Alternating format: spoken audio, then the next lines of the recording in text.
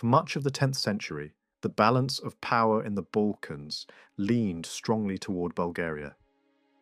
While the Byzantine Empire remained influential, its authority in the region was limited, overshadowed by the rise of a formidable Bulgarian state under Tsar Simeon. At the height of his rule, Bulgaria expanded to an extraordinary extent, pressing deep into territories that brought it within striking distance of key Byzantine centres such as Thessalonica and the Adriatic gateway of Dyrrhachium. Meanwhile, Byzantine control was largely confined to southern areas, including Greece and parts of Thrace, with only a narrow corridor connecting inland territories to the Aegean coast. The frontier between these two powers was not vague or fluid, but clearly marked and mutually acknowledged, forming a recognized political boundary reinforced through formal agreements. Simeon's ambitions have often been interpreted as focused on seizing Constantinople itself, yet the reality appears more complex. Rather than relocating his rule to the Byzantine capital, he invested heavily in transforming Preslav into a magnificent political and cultural centre. The city became a symbol of a new Bulgarian identity, deliberately distancing itself from older traditions. Its expansion included fortified walls, monumental gates, and an organised urban layout lined with stone-built residences. Infrastructure improvements such as water systems supported its growth, while religious and royal architecture flourished within and beyond its walls. Contemporary observers described Preslav as a place of remarkable beauty and refinement, adorned with elaborate decorations that rivaled those of more established imperial cities. Artistic production in the region reflected this cultural transformation. Workshops associated with nearby monastic communities produced intricately designed ceramic tiles, many of them vividly coloured and decorated with religious imagery, animal figures, and plant motifs. These tiles were widely used to embellish both sacred and secular buildings, contributing to the visual richness of the capital. The scale of this production suggests not only artistic ambition but also a thriving economic and social environment capable of supporting such craftsmanship. Preslav, in effect, stood as a northern counterpart to Constantinople, though shaped by its own distinct priorities. Despite this internal focus, Simeon's relationship with Byzantium remained central to his rule. His goals were pragmatic: to maintain profitable trade routes, to secure regular tribute payments, and to gain recognition of his imperial status. Conflict first erupted when Byzantine authorities disrupted established commercial arrangements, shifting trade away from Constantinople and imposing new taxes. For a ruler consolidating power, such a move was unacceptable, and military action quickly followed. The outcome restored Bulgaria's economic interests and forced Byzantium to agree to tribute payments, reinforcing Simeon's prestige and financial strength. For a time, relations stabilized, with diplomatic exchanges and relative peace. However, the death of the Byzantine emperor Leo VI marked a turning point. His successor refused to continue the established arrangements, cutting off tribute and dismissing Bulgarian envoys. This act struck at both the economic foundation and symbolic authority of Simeon's rule. In response, he prepared for war, advancing toward Constantinople. Yet, the political situation within the Byzantine court shifted rapidly, creating an opportunity for negotiation rather than outright conquest. A crucial encounter near the imperial capital resulted in a remarkable agreement. Tribute payments were restored, and a ceremonial recognition elevated Simeon's status. Plans were even set in motion for a dynastic marriage, linking the Bulgarian and Byzantine ruling families. For Simeon, this moment represented a major diplomatic victory, affirming his position within the broader Christian world. He began to present himself not merely as a regional ruler, but as an emperor in his own right. This fragile arrangement, however, depended on the stability of Byzantine leadership, and it did not last. Political struggles within Constantinople soon undermined the agreement, leading to renewed tensions. Military campaigns resumed, culminating in a decisive Bulgarian victory that further demonstrated Simeon's strength. Yet even after such success, his ultimate objective was not the destruction of Byzantium, but the recognition of equality between the two states. In later years, Simeon continued to press his claims through both warfare and diplomacy. He expanded his influence across the Balkans and repeatedly threatened the outskirts of Constantinople. Despite these efforts, he was unable to secure full control over the Byzantine capital or achieve the dynastic union he once envisioned. Eventually, a new settlement acknowledged his imperial title and granted him a status equal to that of the Byzantine emperor, though without fulfilling all his ambitions. In response, he adopted even more elevated titles, reflecting both his aspirations and his partial success. Following Simeon's death, his successor, Peter, faced the challenge of securing his position in a complex political landscape. An initial display of military strength was quickly followed by a dramatic shift in policy. Rather than continuing the cycle of conflict, he moved toward reconciliation with Byzantium. A marriage alliance between the Bulgarian ruler and a member of the Byzantine imperial family became the foundation for a long period of peace. This union not only stabilized relations, but also reshaped the political dynamics of the region. Although later interpretations often depict Peter's reign as a time of decline, the evidence suggests a different picture. Instead of military expansion, this period was marked by consolidation and internal development.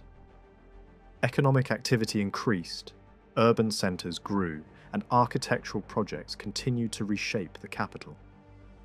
Preslav itself underwent further expansion, with new structures reflecting the wealth and influence of the ruling elite. The destruction of older defensive walls to make way for new construction highlights a shift in priorities, from warfare to growth. Byzantine writers reveal a great deal about Peter's reign, not only through what they say, but also through what they choose not to say. Their accounts suggest a period marked by relative calm and at times even quiet prosperity in Bulgaria's relations with Constantinople. That did not mean the Bulgarians had ceased to matter in imperial calculations. In the Byzantine capital, Bulgaria was still treated as a power that might become dangerous under the right conditions, and imperial officials continued to consider alliances with surrounding peoples as a way of keeping Peter in check. Even so, the situation had clearly changed from the age of Simeon. The fertile lands around Constantinople were no longer being ravaged by repeated Bulgarian invasions, and the atmosphere along the frontier was far less tense than it had once been. One of the clearest signs of this new balance appears in an imperial political handbook produced in the middle of the 10th century for the education of the future emperor Romanus II. The work gathers together practical advice, historical explanations, and intelligence on neighbouring peoples. It draws on older materials, official reports, and diplomatic knowledge accumulated over many decades. Its silence on Bulgaria is striking. A state that had once dominated imperial attention no longer demanded the same urgent treatment. This absence is highly revealing. It suggests that, by the time the text was completed, Bulgaria under Peter had become less of an immediate military crisis, even if it remained an important political concern. The same work is especially valuable because it exposes the political motives behind earlier Byzantine narratives. In one section, Constantine VII openly attacks the marriage alliance that had linked the Bulgarian ruler Peter with Maria, granddaughter of Romanus Lecapenus. He presents that union not as a wise act of diplomacy, but as an outrageous decision made by an emperor he portrays as vulgar, uneducated, and unworthy of the throne. In his telling, the marriage violated sacred precedent and offended the proper order of imperial conduct. This criticism was not simply moral outrage, it was part of a broader attempt to reshape memory and discredit the policies of the Lecapinus family. When this hostile reinterpretation is placed beside earlier court-sponsored accounts that had praised the same agreement, the political nature of Byzantine historical writing becomes impossible to ignore. These sources were not neutral records. They were arguments crafted to defend one faction and damage another. Although Bulgaria receives less direct attention, the same material offers rich insight into the wider world beyond its borders and into the strategies Byzantium used to control that world. It reveals how important the peoples living beyond Bulgaria had become to imperial policy. Among them were the Serbs, the Croats, and the nomadic groups of the steppe. Their importance was not merely regional. Within a few decades, developments among these peoples would help create the conditions that allowed Byzantium to move directly into Bulgarian affairs. Long before that happened, however, imperial diplomacy was already focused on turning Bulgaria's neighbours into useful partners or proxies. The Serbian lands provide one of the clearest examples. Byzantine policy there relied on money, promises, and opportunism. During Simeon's reign, Constantinople tried to draw the Serbian ruler, Peter, son of Goinikos, into a coalition against Bulgaria. He was encouraged to attack Simeon with the support of Magyar forces. Yet the Bulgarian response was swift and ruthless. Simeon's commanders managed to lure Peter into negotiations, seized him, and carried him away into captivity, where he died. Bulgaria then placed another Serbian claimant in power, only for that ruler in turn to shift toward Byzantium. Once again, the pattern repeated itself. Rival princes were installed, bribed, overthrown, and replaced. Serbian politics became a contest of manipulation, with Bulgaria and Byzantium each trying to buy loyalty faster than the other could destroy it. Eventually, Simeon abandoned any expectation of stable obedience and adopted harsher methods.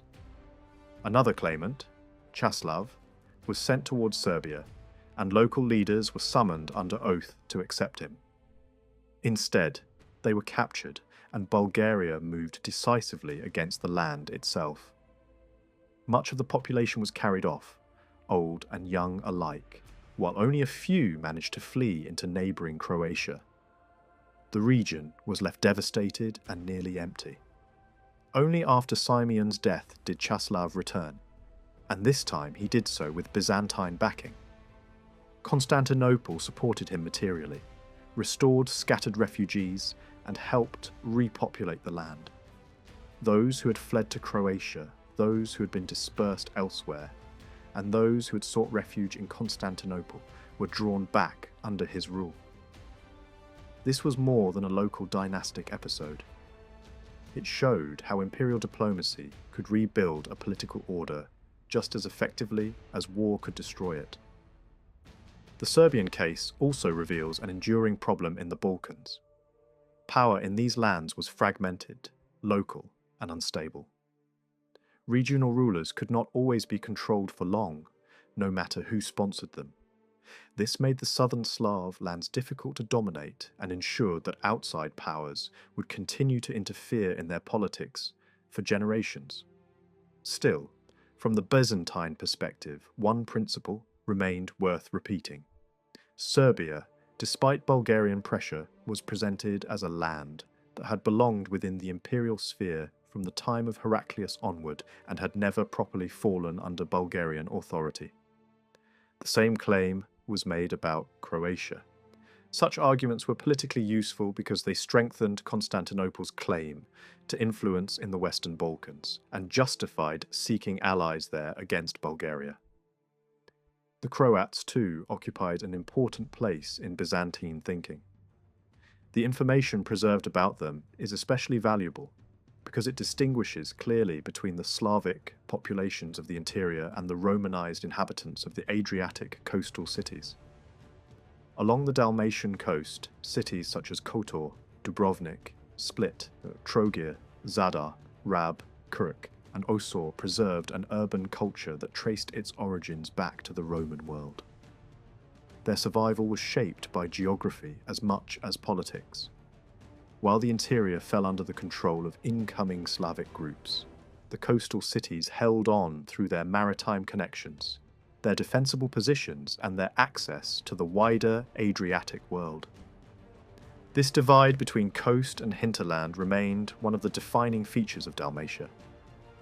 Earlier violence had driven many Roman inhabitants from the plains into fortified coastal settlements, where civic life continued. Over time, these cities recovered a notable degree of prosperity. Artistic and architectural remains from the 8th and 9th centuries point to renewed confidence, wealth, and continuity. At the same time, they did not remain isolated from the Slav lands around them. Contact, exchange, and gradual integration created a more complex society in which urban and rural worlds depended on each other. That interaction likely played an important role in drawing the Croats toward Latin Christianity and in shaping the political culture of the region. Byzantine rule in Dalmatia operated through a practical arrangement rather than direct domination.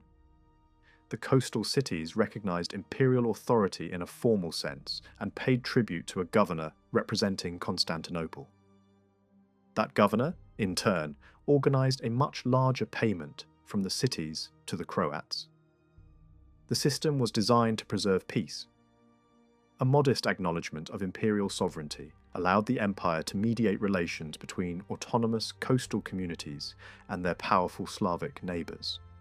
Lead seals from the period confirm the presence of local officials serving with Byzantine titles in Dalmatia, even if direct imperial power on the ground was limited. The Croats themselves did not leave much comparable evidence, but from the Byzantine point of view, they remained useful as a counterweight to Bulgaria, even if their willingness to fight beyond their own lands was doubtful. Farther north and east, beyond the Danube, Byzantium looked to a different kind of ally, the Pechenegs. These were mobile steppe nomads whose world stretched across the grasslands of southern Russia. They were pastoralists, but they were also deeply involved in trade, controlling routes across the steppe and profiting from the movement of goods, wax, hides, and slaves. Their wealth was bound up with mobility, and their society was shaped by that same mobility. They could move quickly over enormous distances, operate with great flexibility, and shift their attention wherever profit or opportunity appeared greatest. To Byzantium, that made them dangerous but also highly useful. Their hunger for precious goods, luxury textiles, and imperial gifts could be turned into political advantage. Because their society was organized through a loose hierarchy of clans and leaders, it was often possible to negotiate not only with the supreme ruler, but also with lesser chiefs commanding individual bands. This gave Byzantine diplomats room to maneuver. Rather than confronting the Pechenegs as a single united enemy, the empire could draw parts of them into its service. Imperial officials understood very well how effective this could be against Bulgaria. If the emperor was on good terms with the Pechenegs, then Bulgaria faced the threat of attack from the north while also dealing with Byzantine pressure from the south. The Pechenegs had already shown that they could defeat the Bulgarians, and this memory gave weight to every diplomatic move involving them. Their value lay not only in their military strength, but in the fear their potential intervention created. A successful alliance with them could force Bulgaria into caution even before a single warrior crossed the Danube. The empire used gifts, letters, and commercial incentives to win them over. Those living closest to the Byzantine outpost of Cherson could be drawn into agreements that gave them access to prized goods such as purple cloth, ribbons, fine textiles, brocade, pepper, and luxury leather. By offering such items through controlled exchange, Byzantium encouraged the Pechenegs to seek wealth through cooperation rather than raiding. Once bound by interest, they could then be directed against imperial enemies. This was diplomacy shaped not by sentiment, but by a sharp understanding of what moved steppe society. There had already been attempts to use them in war against Simeon. Plans were made to unleash them against Bulgaria, though, at a crucial moment, Byzantine failures prevented their crossing of the Danube. Even so, the threat remained real enough that churchmen and officials in Constantinople referred openly to wider anti-Bulgarian coalitions involving northern peoples and Caucasian allies. The possibility of a great encirclement of Bulgaria was never far from imperial thinking. The Rus, much like the Pechenegs, built their strength on war, trade, and their ability to dominate the peoples around them. Yet they were not steppe nomads moving endlessly across open grasslands.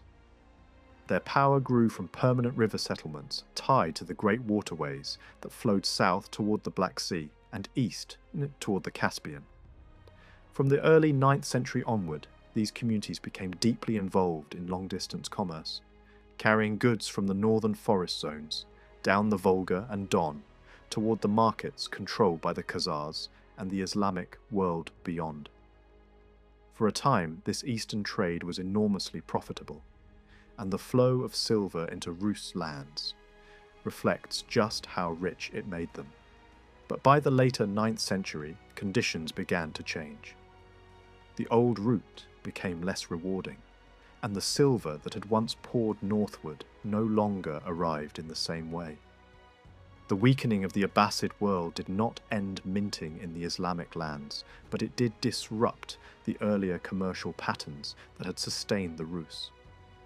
Faced with this shift, Rus merchants and war leaders began searching for fresh opportunities. One answer lay farther east in Central Asia, where new streams of silver became available through trade with the Samanid world. Another answer lay to the south, in the wealthy markets of Byzantium. Over the early 10th century, the connection between the Rus and Constantinople grew steadily stronger. Voyages to the imperial capital became regular, and by the middle of the century, the traffic had expanded enough for detailed regulations to be imposed on how this trade should work. This was not a minor or occasional contact. It was becoming one of the major commercial arteries of the northern world. The rising intensity of activity can also be seen in Kiev, especially in the riverside district of Podol, where evidence points to a sharp increase in economic life. Trade, transport, and urban development were all accelerating together. It has often been argued that one of the most important goods carried by the Rus was human cargo. Slaves were particularly suited to the difficult route down the Dnieper, since they could help move the boats through dangerous stretches and overland portages along the journey to Constantinople. In fact, in the surviving Byzantine description of the Rus route to the capital, slaves stand out as the clearest named commodity. Other wares were certainly involved as well, but the sources speak most directly about captives. Even so, the deeper meaning of this growing trade cannot be explained simply as economic exchange. The increasing contact between Byzantium and the Rus during the first half of the 10th century should also be understood as a response to danger. The Rus were not only merchants seeking profit, they were also a military threat, capable of turning their river networks into avenues of attack. For that reason, bringing them into regular exchange with Constantinople served a larger purpose. Trade became one more instrument in the empire's attempt to manage hostile peoples on its frontiers and beyond. This double reality is revealed especially clearly when one compares two major Byzantine compilations from the mid-10th century. One of them presents a hard-edged world of shifting loyalties, unstable neighbours, and practical methods for controlling them. It is filled with strategies for influencing the peoples beyond the empire's borders, and treats the northern world as volatile and potentially dangerous. The other offers a strikingly different vision. There, the emphasis falls not on tension and improvisation, but on ritual, order, and the carefully staged life of Constantinople itself. Foreign affairs appear only in limited ways, mostly where they touch the ceremonial life of the capital, especially in the reception of envoys and the proper forms to be observed when dealing with foreign rulers. This contrast reflects something fundamental about Byzantine political culture in the centuries after the empire had contracted from its earlier vastness. As territorial control narrowed, the capital took on even greater ideological importance. Constantinople came to represent not merely the centre of power, but the point from which Roman order radiated outward. The city was imagined as the heart of the civilized world, the place through which divine and imperial authority flowed between East and West. In such a vision, the empire was not defined only by its military frontiers. It was also defined by its claim to embody universal order in a disorderly world. That idea of order was central to Byzantine thinking. Society, court life, and imperial rule were all supposed to follow a proper arrangement, a hierarchy that mirrored the harmony of heaven itself. Beyond the empire lay the lands of disorder, where power was fragmented, unstable, and inferior. Yet the empire did not simply reject that outside world. It tried to place it within a larger structure of ranked relationships. In this system, foreign rulers were assigned different levels of honour and status, and the language used toward them was carefully controlled. Some were treated as independent rulers and received formal imperial letters. Others were addressed more as dependents and were sent commands. Even the seals attached to messages mattered, since the value of the gold used in them reflected the recipient's place within the imperial order. The peoples of the northern Balkans and the lands beyond them were fully drawn into this diplomatic hierarchy.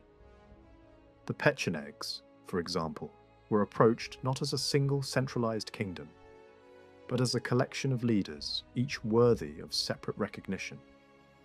This matched political reality, since their confederation was divided among different chiefs who could be dealt with individually. By contrast, the rulers of the Serbs, Croats, and several Slavic regions were treated as subordinate to the emperor, at least in Byzantine theory. That distinction was important. It did not necessarily describe real power on the ground, but it expressed how Constantinople wanted the world to be understood. The empire's ceremonial language imposed a vision of dependency and precedence, even where its practical authority was weak. Some of these protocols were probably already old by the time they were written down in the form that survives. Certain references point back to political conditions that had already changed, and some of the ceremonies described were likely outdated as actual practice. But that was precisely the point. These texts were not merely practical manuals, they were statements of continuity. By preserving older formulas, they strengthened the image of an unbroken and timeless imperial order. In this ideal world, established forms mattered because they concealed instability and transformed shifting realities into something that appeared ancient, legitimate, and unchanging. That imagined stability, however, was far removed from the real pressures facing the Byzantine throne.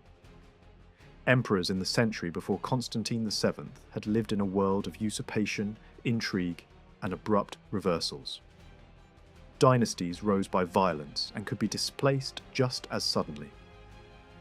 Constantine himself had seen his own position overshadowed during the rise of Romanus Lecapenus, whose family tried to push its own claims ahead of the legitimate heir.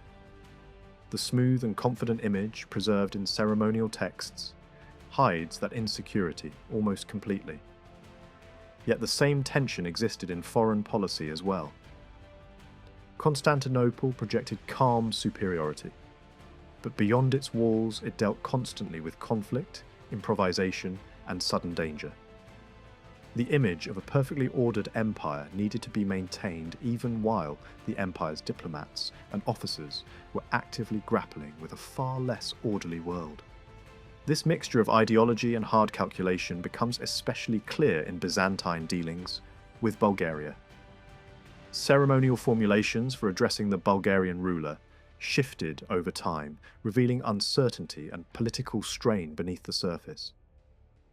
At first, the Bulgarian ruler might be addressed in a way that reduced him to a dependent or spiritual junior. Later, new formulas acknowledged his royal title in more elevated terms, though still within a framework that insisted on his subordination to the emperor in Constantinople. These changes reflect the reality that relations with Bulgaria had been repeatedly renegotiated through pressure, diplomacy, war, and compromise. The empire's official language tried to absorb those changes into a system of order, but traces of the struggle remain visible. A similar blend of ceremony and pragmatism can be seen even more vividly in Byzantine dealings with the Magyars. Known in Byzantine usage as the Turkoi, the Magyars were another confederation of steppe peoples who had entered the Danubian world after moving westward across the southern Russian steppe. Their society, like that of many nomadic groups, was divided among several tribes and leaders, rather than ruled by a single unquestioned master. Byzantine texts reflect this clearly, listing the tribal groupings that made up the confederation and distinguishing among their internal elements. Before they settled in the Carpathian Basin at the end of the 9th century, they had already become entangled in Byzantine strategy. In the War of 894, the Emperor Leo VI encouraged them to attack Bulgaria from the north. The result was devastating for Simeon.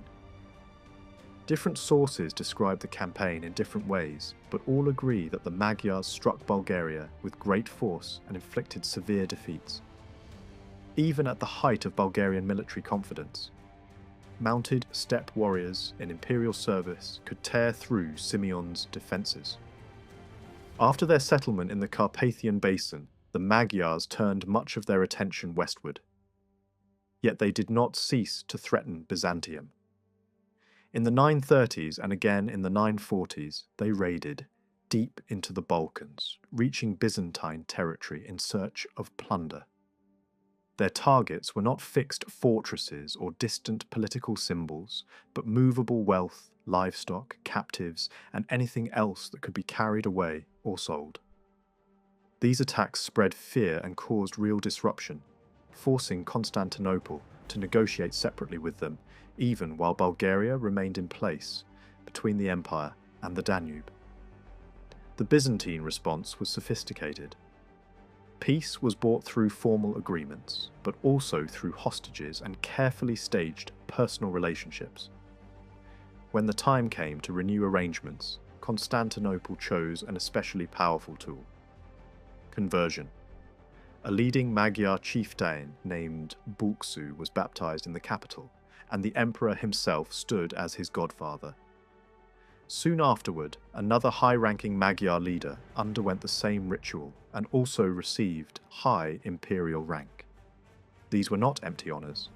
Such ceremonies were meant to bind ambitious regional rulers directly to the emperor through spiritual kinship, prestige, and material reward. A chieftain who returned home after being baptized in Constantinople and honoured by the emperor came back not only richer, but elevated in status before rivals and followers alike. This tactic had deep roots in Byzantine practice. It was especially useful when dealing with societies that were politically fragmented. Instead of trying to master an entire confederation at once, the empire could strengthen ties with influential leaders whose authority mattered in specific frontier zones. In the Magyar case, this explains why the empire sometimes focused on the second and third ranking figures, rather than the supreme leader of the ruling clan. The regions of greatest strategic concern to Byzantium were not necessarily those controlled by the senior prince, but those lying closest to Bulgaria and the lower Danube.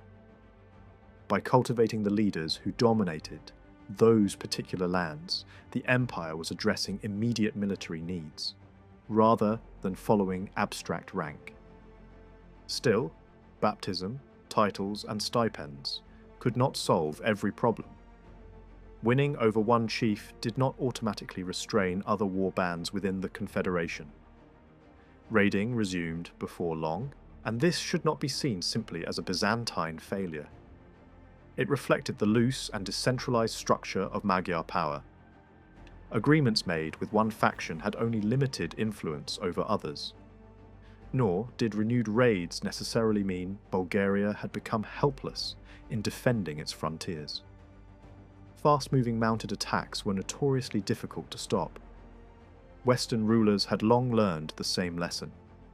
Once the Magyars were checked in the west after the middle of the century, it made sense for more of their attention to swing southward again. Under those conditions, the old Byzantine solution became even more important. Not to eliminate the nomads, but to draw as many of them as possible into systems of peaceful exchange. This policy was not entirely new. Even before the Magyars settled permanently in Central Europe, they had been accustomed to bringing captives and goods to Byzantine markets, on the Black Sea coast, where exchange could take place. They sold slaves and in return received rich fabrics, cloaks, and other manufactured products from the empire. Later, evidence suggests that trade between Byzantium and the Magyar world continued, although the surviving written record is sparse. It is hard to imagine that slaves were the only commodity involved. In fact, if Byzantium had encouraged slave trading alone, it would merely have strengthened the incentive for more raiding. The relationship had to offer broader benefits. Archaeology helps fill in part of that picture. Large numbers of Byzantine luxury items, especially jewellery, have been found north of the Danube, with especially dense concentrations around the river systems near Szeged and farther along the Tisza. Their pattern of distribution makes it difficult to explain them simply as loot taken in raids. They look far more like the products of sustained exchange. Byzantine coins show a remarkably similar spread. Their presence in these regions includes not just high-value pieces, but coins of various metals and denominations, both isolated finds and buried hoards. This suggests active circulation rather than random plunder. What, then, were the Magyars giving in return? The answer was almost certainly salt. The salt mines of Transylvania had long been valuable, and control of their output became one of the great strategic prizes of the region. The Magyars, once established there, understood its importance and had the ability to channel salt along the river routes toward regional centres such as Szeged. Later disputes within the Hungarian world show just how critical these routes and tolls could be.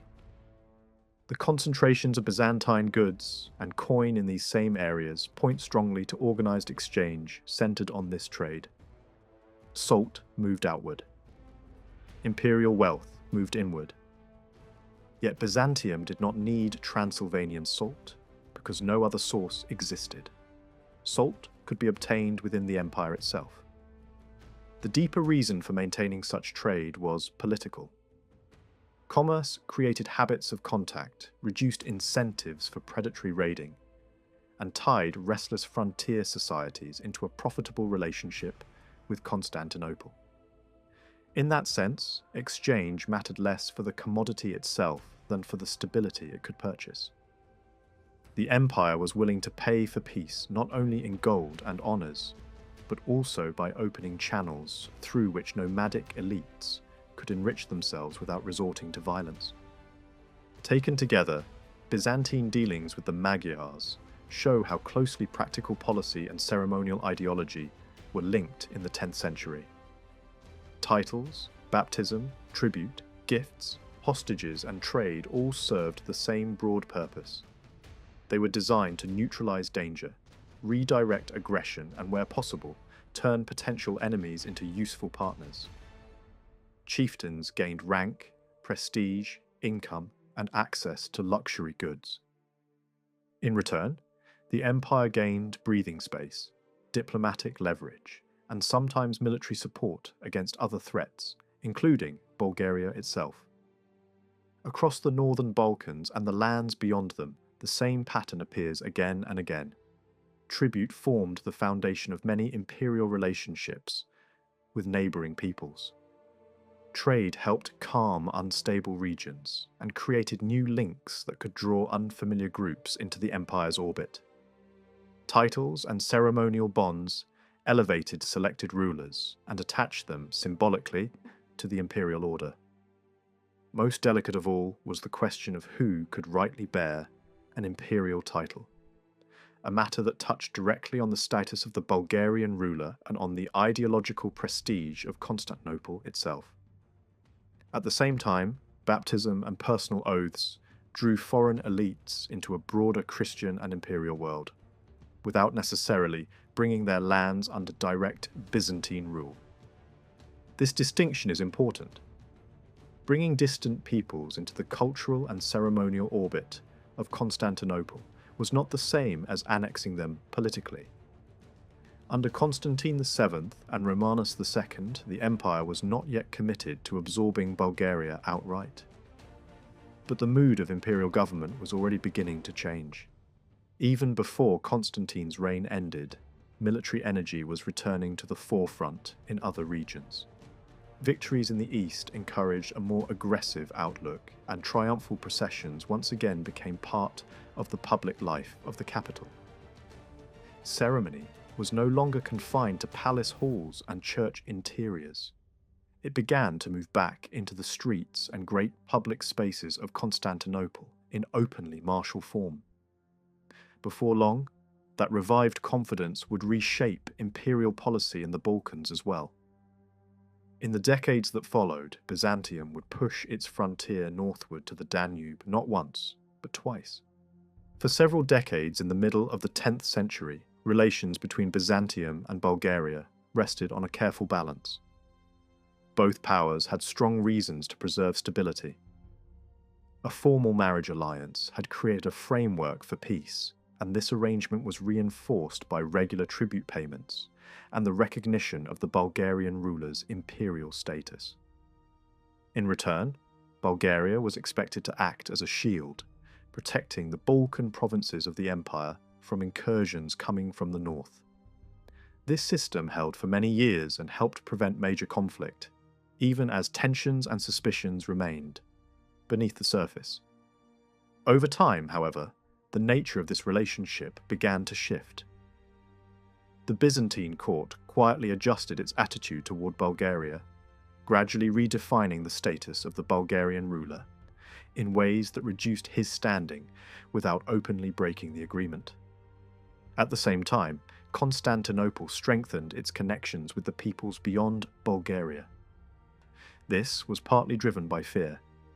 The growing frequency of raids by steppe warriors forced the empire to seek new ways of securing its frontiers.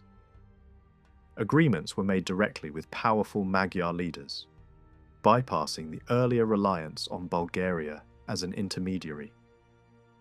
Trade networks were expanded, and luxury goods were used as tools of diplomacy. Byzantine coins and jewellery flowed northward, while valuable resources such as salt moved in the opposite direction. Similar arrangements had long been in place with the Pechenegs, and new contacts with the Rus of Kiev further extended this system. Trade was no longer just an economic activity. It had become a central instrument of imperial strategy. South of the Danube, the situation was comparatively calm. Croatia remained largely contained within its own territory, and the instability that had once characterized Serbian lands subsided. Many local rulers acknowledged Byzantine authority, at least in formal terms. Taken together, these developments created a sense of confidence in Constantinople. When a new and highly aggressive emperor came to power in the early 960s, he believed the moment had arrived to reshape the relationship with Bulgaria entirely. Soon after securing his throne, this emperor turned his attention to Bulgaria with open contempt. When Bulgarian envoys arrived, expecting the continuation of established payments, they were dismissed. Tribute was refused, justified by the claim that earlier obligations had ended. At the same time, Bulgaria was accused of failing to prevent nomadic attacks from reaching Byzantine territory. Military preparations followed, with troops displayed along the frontier as a clear show of strength. Bulgaria, facing this sudden shift, attempted to respond diplomatically. Royal hostages were sent to Constantinople in an effort to restore trust. Yet the emperor remained unsatisfied. His ambitions lay elsewhere as well, particularly in campaigns to the east, and he was unwilling to commit his forces to a direct invasion of Bulgaria's difficult terrain. Instead of attacking directly, he adopted a more indirect and dangerous strategy. A leader from the northern world, a prince of Kiev, was encouraged to strike Bulgaria from the Danube. Promises of wealth and honour were used to secure his cooperation. The plan initially worked. The Rus forces descended upon the region, devastating settlements along the river and demonstrating just how vulnerable Bulgaria had become. For a moment, it seemed as though Byzantine policy had succeeded brilliantly. Bulgarian leadership faltered, and pressure from multiple directions forced rapid concessions. Yet the success was short-lived. The northern attackers discovered the extraordinary wealth of the Danube region and quickly realized that it offered opportunities far greater than a single campaign of destruction. The river became a new center of power for them, a place where goods from many regions converged. Trade, wealth, and strategic advantage all came together there. Rather than acting as temporary allies of Byzantium, they began to establish their own authority. A Byzantine agent sent to guide the operation switched sides, further complicating the situation and raising fears about loyalty even within imperial networks. When the Rus returned with a larger and more determined force, they did not come alone. They were joined by other steppe peoples, creating a powerful coalition. Bulgarian resistance was fierce at first, with defenders managing to hold out and even win early engagements. But the tide eventually turned. Key cities fell, and control over the lower Danube passed into the hands of the invaders. Bulgarian rulers, weakened and isolated, were forced into submission. Garrisons were installed, and authority shifted rapidly. The consequences for Byzantium were severe. A plan intended to weaken Bulgaria had instead introduced a far more dangerous presence into the region. The new power at the Danube was ambitious, mobile, and deeply attracted to the wealth of the area. Even worse, Byzantine influence over local allies began to unravel. Attempts to repair the situation through diplomacy, including proposals for new marriage alliances, failed. The entire strategy collapsed, and the emperor who had set it in motion was soon overthrown and killed. A new ruler inherited this crisis and moved quickly to restore control. Initial efforts focused on stabilizing the empire internally, but attention soon turned back to the Balkans. A decisive military campaign forced the northern invaders to retreat from key areas, though they retained strongholds along the Danube. Rather than waiting for another attack, the emperor chose to strike boldly. Moving through mountain passes at a moment when resistance was least expected, he advanced rapidly and captured major centers of power. The Bulgarian ruler was taken prisoner along with his family, and the symbols of his authority were seized. The final confrontation came near the Danube itself. The invading forces, aware of the risks of being cut off, prepared for a decisive battle. Fighting was intense and prolonged. Both sides suffered heavy losses, and victory was far from certain. In the end, the Byzantine army prevailed, aided not only by discipline and leadership, but also by the powerful belief that divine favour supported their cause. Stories of miraculous intervention spread quickly, reinforcing the legitimacy of the emperor's campaign and strengthening his position at home. Peace was eventually negotiated, allowing the defeated forces to withdraw under agreed terms. Yet the victory was not merely military. It was carefully staged as a political and symbolic triumph. Returning to Constantinople, the emperor celebrated his success in a grand procession. The captured Bulgarian ruler was publicly stripped of his royal insignia, and those symbols were offered within the sacred spaces of the capital.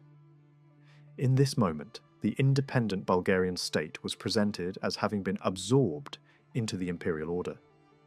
Authority was not simply taken, it was transformed and redefined within the framework of Byzantine ideology. Control over the conquered territories required immediate action. Fortresses along the Danube were repaired or rebuilt, and garrisons were installed in strategic locations. The empire focused particularly on defending the river crossings and preventing future invasions from the north. Strongholds were reinforced, naval installations were constructed, and communication between commanders was intensified. The region was reorganized under new administrative structures, with experienced officers placed in charge of key positions. At the same time, religious authority was brought under imperial control. The independence of the Bulgarian Church was ended, and its leadership was subordinated to Constantinople. This was not simply a matter of faith, it was another step in integrating the region into the empire's broader system, ensuring that both political and spiritual authority flowed from the same centre. Despite these efforts, stability proved elusive. Internal conflicts within Byzantium diverted attention away from the Balkans, and new challenges quickly emerged. Local leaders seized the opportunity to assert their own power, and resistance began to grow again. A group of regional commanders rose in revolt, gradually extending their influence across parts of the former Bulgarian realm. At the same time, members of the old Bulgarian royal family escaped captivity and reappeared, lending legitimacy to renewed opposition. By the mid-1980s, the situation had deteriorated sharply. Key cities were lost, and imperial control weakened. A major campaign launched by the emperor ended in failure, further encouraging resistance. For several years, attention shifted back to internal struggles within the empire, allowing opponents in the Balkans to consolidate their position. Eventually, a powerful new leader emerged among them, rebuilding a state that rivaled the earlier Bulgarian Empire in both size and ambition. From his base in the Western Balkans, this ruler launched repeated campaigns into Byzantine territory. Raids reached deep into southern Greece, spreading fear and destruction. Strategic cities fell under his control, including the vital Adriatic gateway that linked inland routes to the sea. By the end of the century, he commanded a realm that stretched across much of the Balkans and had himself crowned as emperor. This development carried deep significance. The title he adopted was not tied to ethnicity or origin, but to power and precedent. Earlier Bulgarian rulers had been recognized as emperors, and that recognition had shaped expectations across the region. By claiming the same title, the new ruler positioned himself within that tradition, asserting authority over a wide and diverse territory. His claim drew strength not from lineage alone, but from the established idea that the dominant power in the Balkans could stand as an equal to Byzantium. In the years that followed, the Byzantine response combined military campaigns with familiar diplomatic methods. Stability on other frontiers allowed the empire to focus more fully on the Balkans, and changing conditions in the north reduced the threat from steppe peoples. Alliances were formed, enemies were divided, and key strongholds were targeted. Gradually, imperial forces began to regain lost ground. Basil did not rely on armies alone to secure the lands he had recovered. He also moved to rebuild religious authority across the region, knowing that control over bishops and churches could be just as important as control over fortresses. In the year 1020, he issued a series of solemn rulings that reorganized the ecclesiastical structure of the former Bulgarian lands. Old bishoprics were restored, new sees were created, and all of them were placed under the authority of an independent archbishop of Bulgaria seated at Ohrid. Yet this reordering had begun even earlier, perhaps as early as 1005. Before the full settlement was announced, a monk named George was appointed Archbishop of Bulgaria, filling a position that had stood vacant. His authority is confirmed by the traces he left behind in the major strongholds of the region. At the same time, the ancient metropolitan see of Tomis on the Black Sea was brought back to life. That city had once held an important place in the Christian geography of the late Roman world, but over the centuries its importance had faded. Under Byzantine rule, it rose again. The revival of Tomis was more than a religious gesture.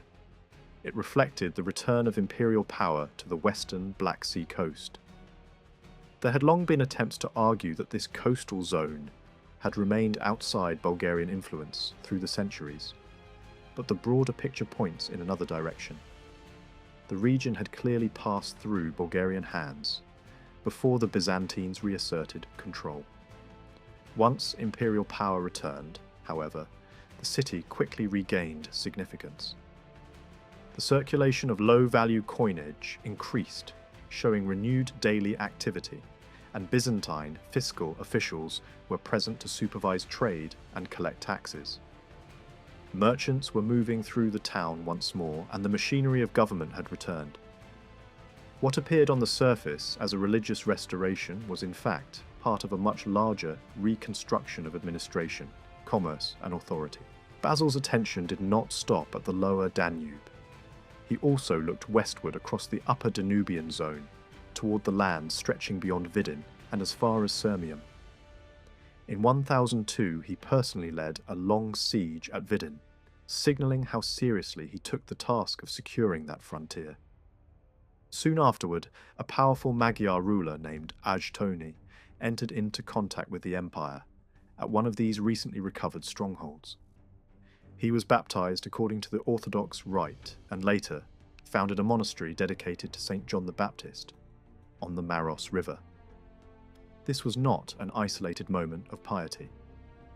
It formed part of a broader Byzantine effort to spread orthodoxy north of the Danube and to stabilize the frontier through religious influence, diplomacy, and trade. Ajtoni's position was especially important because he controlled the movement of salt along the river routes leading towards Szeged. Salt was one of the key commodities in the region, and whoever dominated its transport controlled both wealth and leverage. The evidence suggests that Ajtoni profited from peaceful exchange with Byzantium, just as earlier frontier leaders had done. This is a revealing point because it shows that Basil, despite his later reputation as a relentless conqueror, often used the same methods as more diplomatic rulers before him. He promoted Orthodox Christianity, encouraged cross-border trade, and used economic relationships to maintain order. Military strength stood behind these measures, but it did not replace them. His efforts in the upper Danube also left visible marks on the land. New churches rose in places that had strategic value, and old fortifications were repaired and reoccupied. At Sirmium, work was done on the walls and a garrison was installed. Other important river forts, including Belgrade, Margum, and sites farther downstream, also show signs of renewed military use. Coins found there strongly suggest the presence of imperial troops.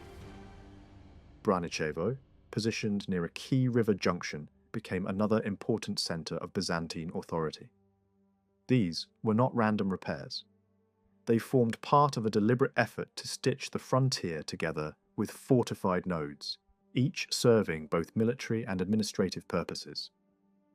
By 1018, a major figure named Constantine Diogenes had been placed in command at Sirmium and over a broad surrounding zone. His authority seems to have extended across a wide and only loosely defined region, reaching from the middle Danube down toward the mountainous lands of Rashka and Bosnia. He was not a local officer of minor importance. He was one of the central Byzantine commanders in the struggle against Samuel and the political world that Samuel had created. The war against Samuel, after all, was fought not only in open battlefields but through a struggle for cities, fortresses, roads, loyalties, and symbols of authority. Long before the famous battle that later defined Basil's memory, the emperor had already campaigned against Samuel with notable success. Yet the outcome was never as inevitable as later writers tried to suggest.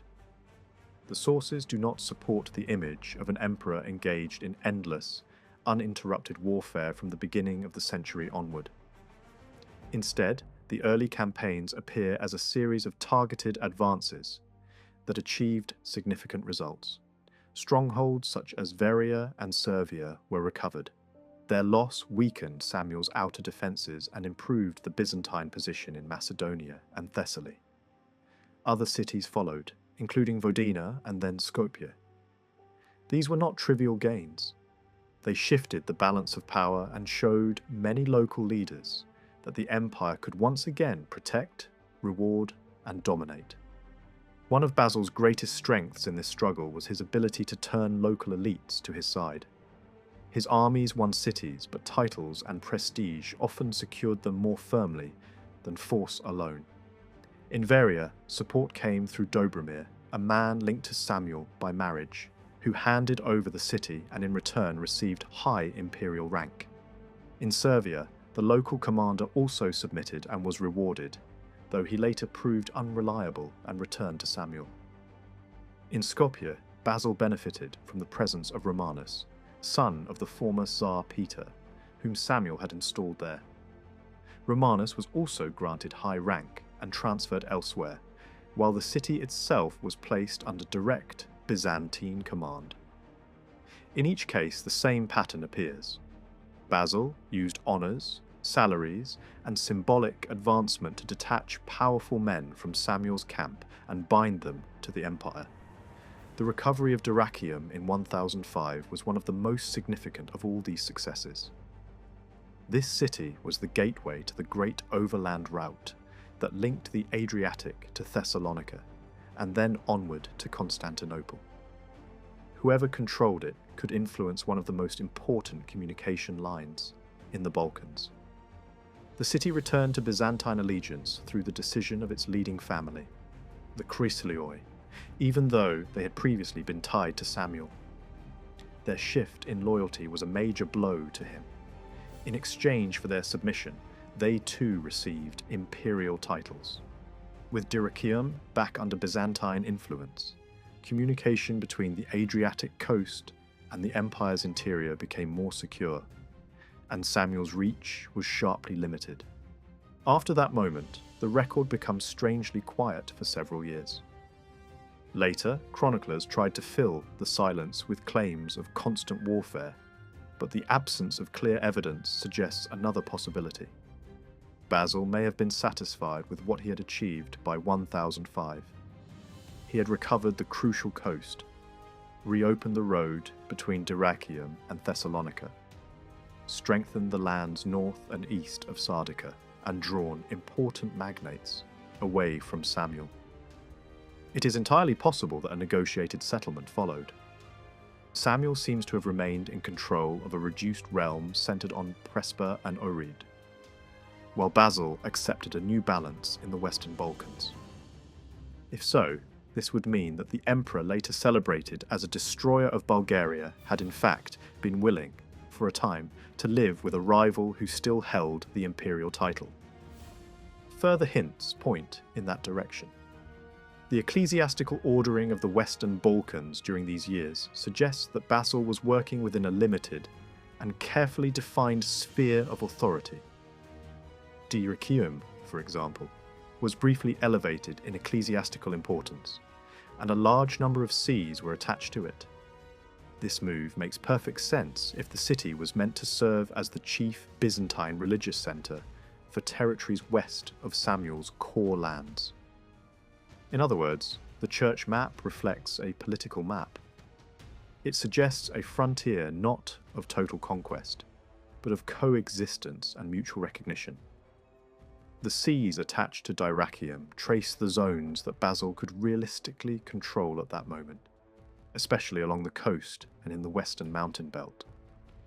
Only in 1014 did Basil return in overwhelming force to confront Samuel directly.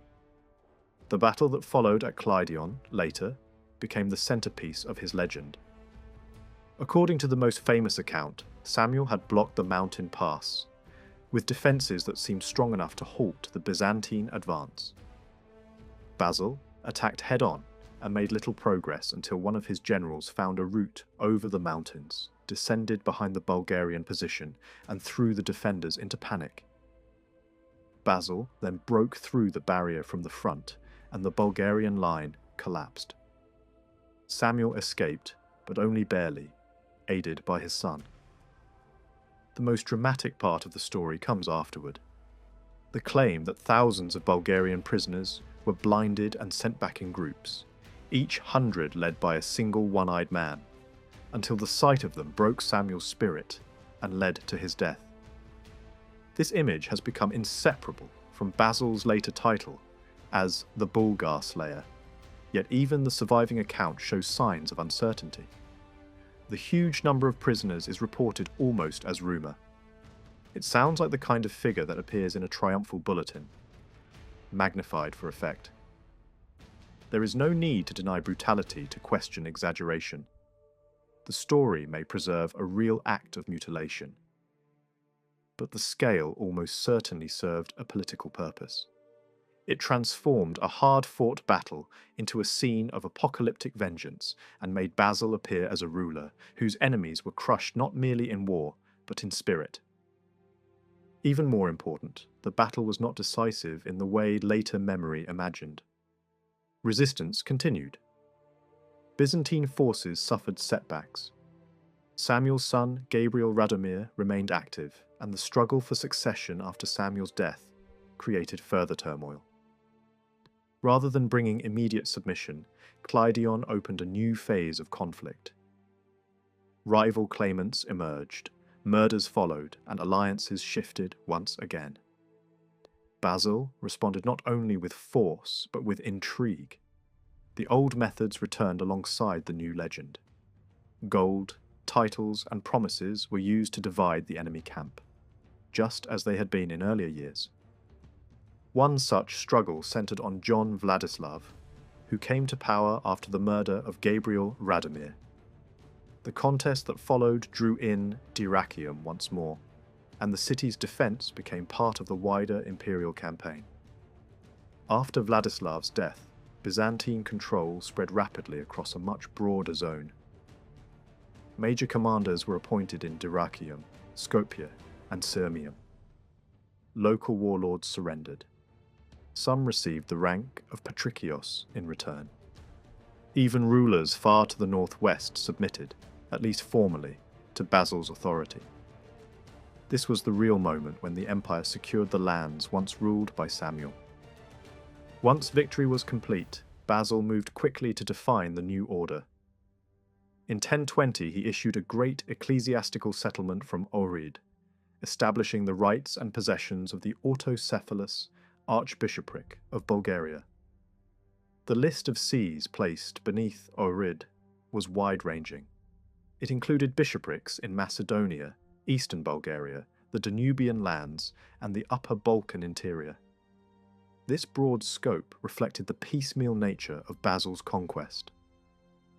As each region was brought under control, it was folded into the new religious structure.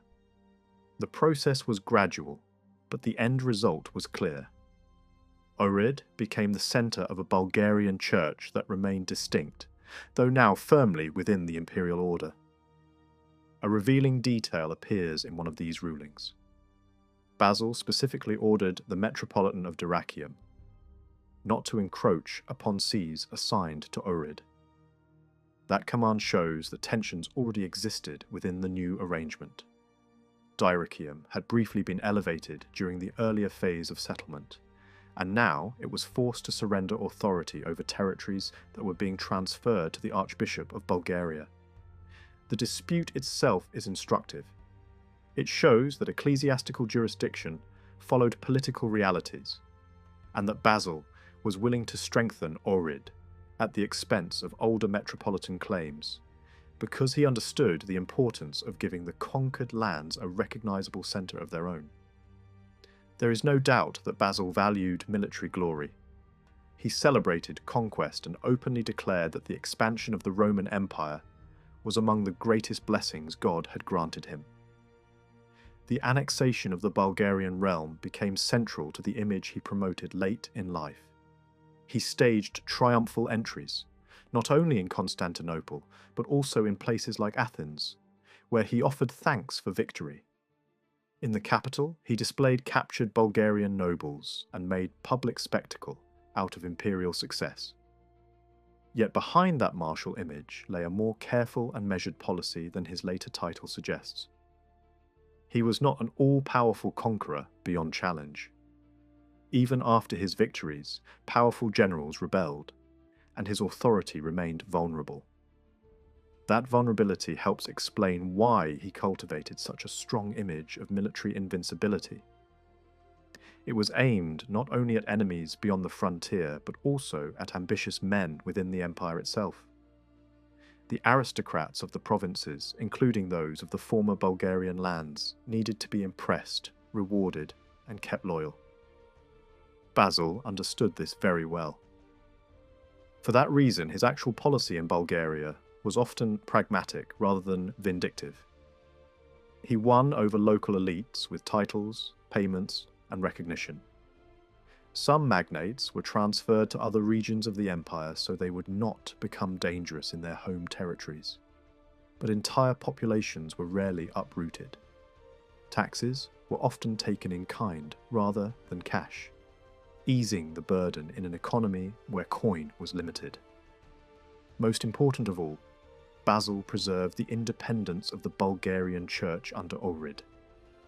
By allowing this institution to continue, even in altered form, he removed one of the most powerful potential centres of rebellion. His first appointee there was a Slav, which sent a clear signal that the empire was not trying to erase local identity altogether. A near contemporary observer captured the essence of this policy better than the later legends did. According to that view, the leading men of Bulgaria came before Basil with their families, surrendered their strongholds, and were rewarded with titles suited to their status. Some fortresses were maintained and garrisoned, others were dismantled. Financial administration was reorganized, and the kingdom was transformed into an imperial province. This was not the work of a ruler driven only by destruction. It was the work of a strategist building a new political order.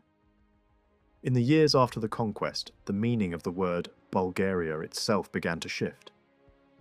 Basil's settlement acknowledged that Bulgarian identity was spread across a wide part of the northern Balkans, including lands that had once belonged to Simeon and Peter, and those only briefly controlled by Samuel.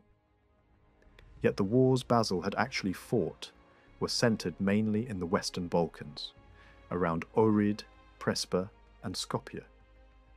As a result, Byzantine usage increasingly applied the name Bulgaria to those western lands rather than to the old eastern heartland around Preslav and Pliska. The lower Danube region, by contrast, was more often treated as a separate zone, known simply as the lands beside the Danube. Still, the term could also be used in a much broader sense.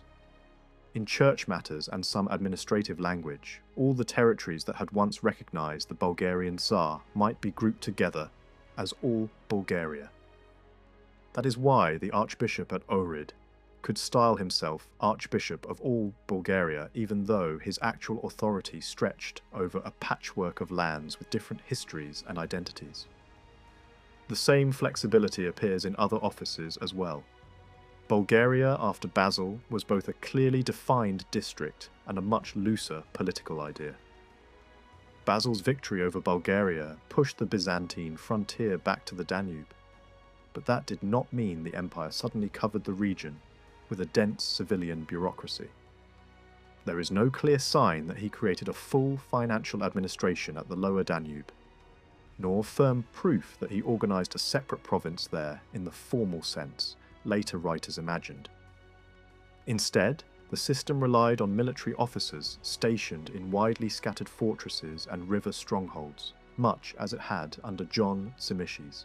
In practice, Basil's authority across the former Bulgarian lands depended less on neat administrative design than on his ability to work through existing local power networks. He needed the cooperation of regional elites, and he ruled through them where possible. That approach was not unusual in an empire as large and diverse as Byzantium. Yet in Bulgaria, it was backed, at least in the early years, by a heavy military presence.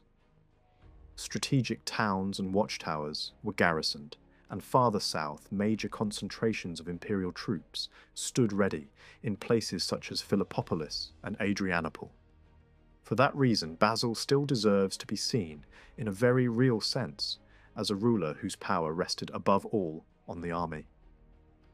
Older historians once treated Basil's reign as the highest point of the medieval empire and saw everything that followed as a story of decline brought on by weaker successors.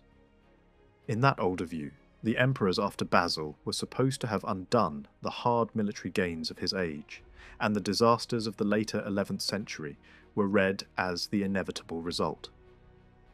That interpretation no longer holds.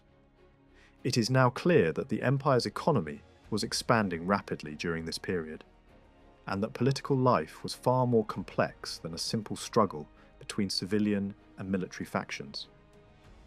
The real problem Basil left behind was not weakness, but the burden of success.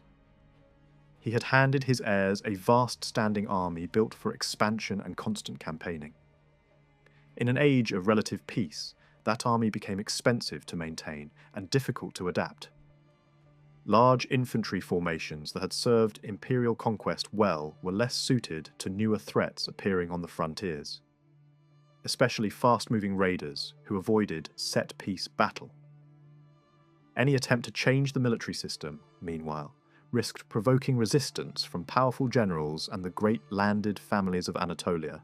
Near the end of Basil's long reign, attention returned once more to the Danube frontier. The balance beyond the river was shifting again. The long struggle between the Rus and the Pechenegs had reached a new stage, and strengthened Russian defences around Kiev pushed some Pecheneg groups to seek opportunities elsewhere. The lower Danube now looked tempting. In 1017, an imperial envoy was sent to Dristra to negotiate with one group of nomads that had broken away from the main Pecheneg body and settled north of the river. For a time, the danger was held in check, but it flared up again with great violence in 1027, when Pecheneg forces crossed into imperial territory and slaughtered many troops in Bulgaria. A counterattack drove them back over the Danube, yet the pressure did not stop there. Between 1032 and 1036, repeated raids tore through the region, reaching as far as Thessalonica and ravaging wide stretches of Thrace and Macedonia.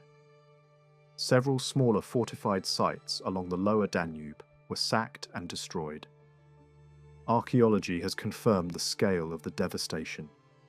Burn layers, ruined towers, and even pits filled with dismembered bodies reveal just how brutal these attacks had been. The fortifications that fell had originally been rebuilt in the 970s, when the empire's chief fear was a renewed Russian thrust along the Danube. That threat had never fully materialized. Instead, the empire now faced mobile Pecheneg bands, who struck in smaller groups, moved fast, and targeted weak, isolated outposts. The very towers and small forts meant to secure the frontier could become traps, full of supplies and valuables that tempted raiders. Faced with this reality, the government around Michael IV, and especially his brother John, the orphan Atrophus, had to decide how to reshape frontier policy. One option would have been to commit enormous resources to a denser system of defence, rebuilding every ruined site, manning them heavily, and maintaining permanent patrols by land and river. Another would have been to abandon the lower Danube altogether and withdraw to the Balkan mountains, concentrating men and supplies in the mountain passes to shield the richer provinces farther south. A similar retreat was indeed adopted elsewhere in the Balkans. But at the Danube, such a move was much harder to justify. There were several reasons for that. The first was the population already living in the region.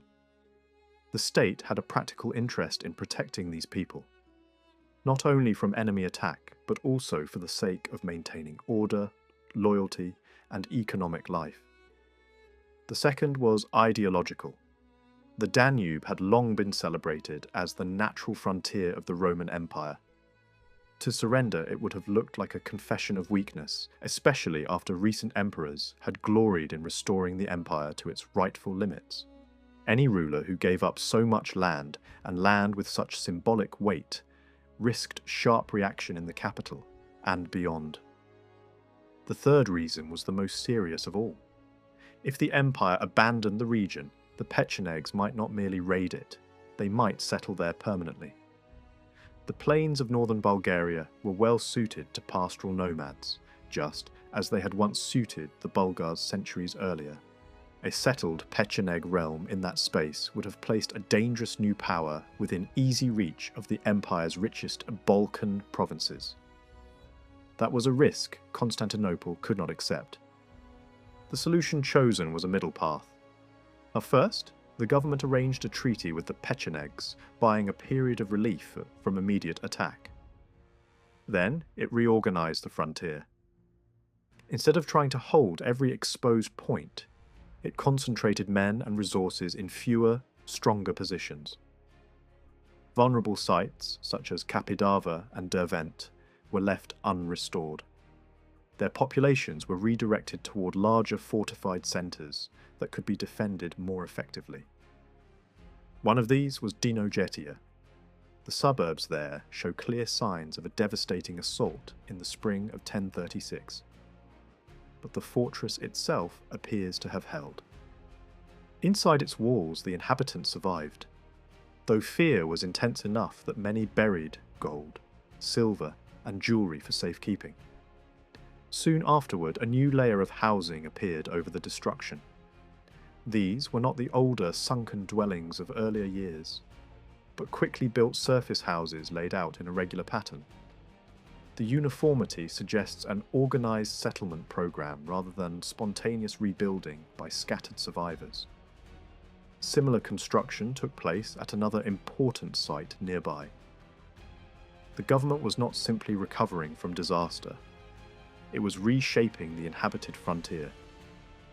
This concentration of population and defence formed the first part of a broader frontier strategy. The second part was geographical. South of the Danube stretched the vast Mysian plain, a region that was poorly cultivated and sparsely populated for centuries. Later, writers still described it as a wilderness, full of wild animals, difficult to cross and largely empty. For would-be raiders, this plain was a serious obstacle. Crossing the Danube did not place them immediately in wealthy provinces.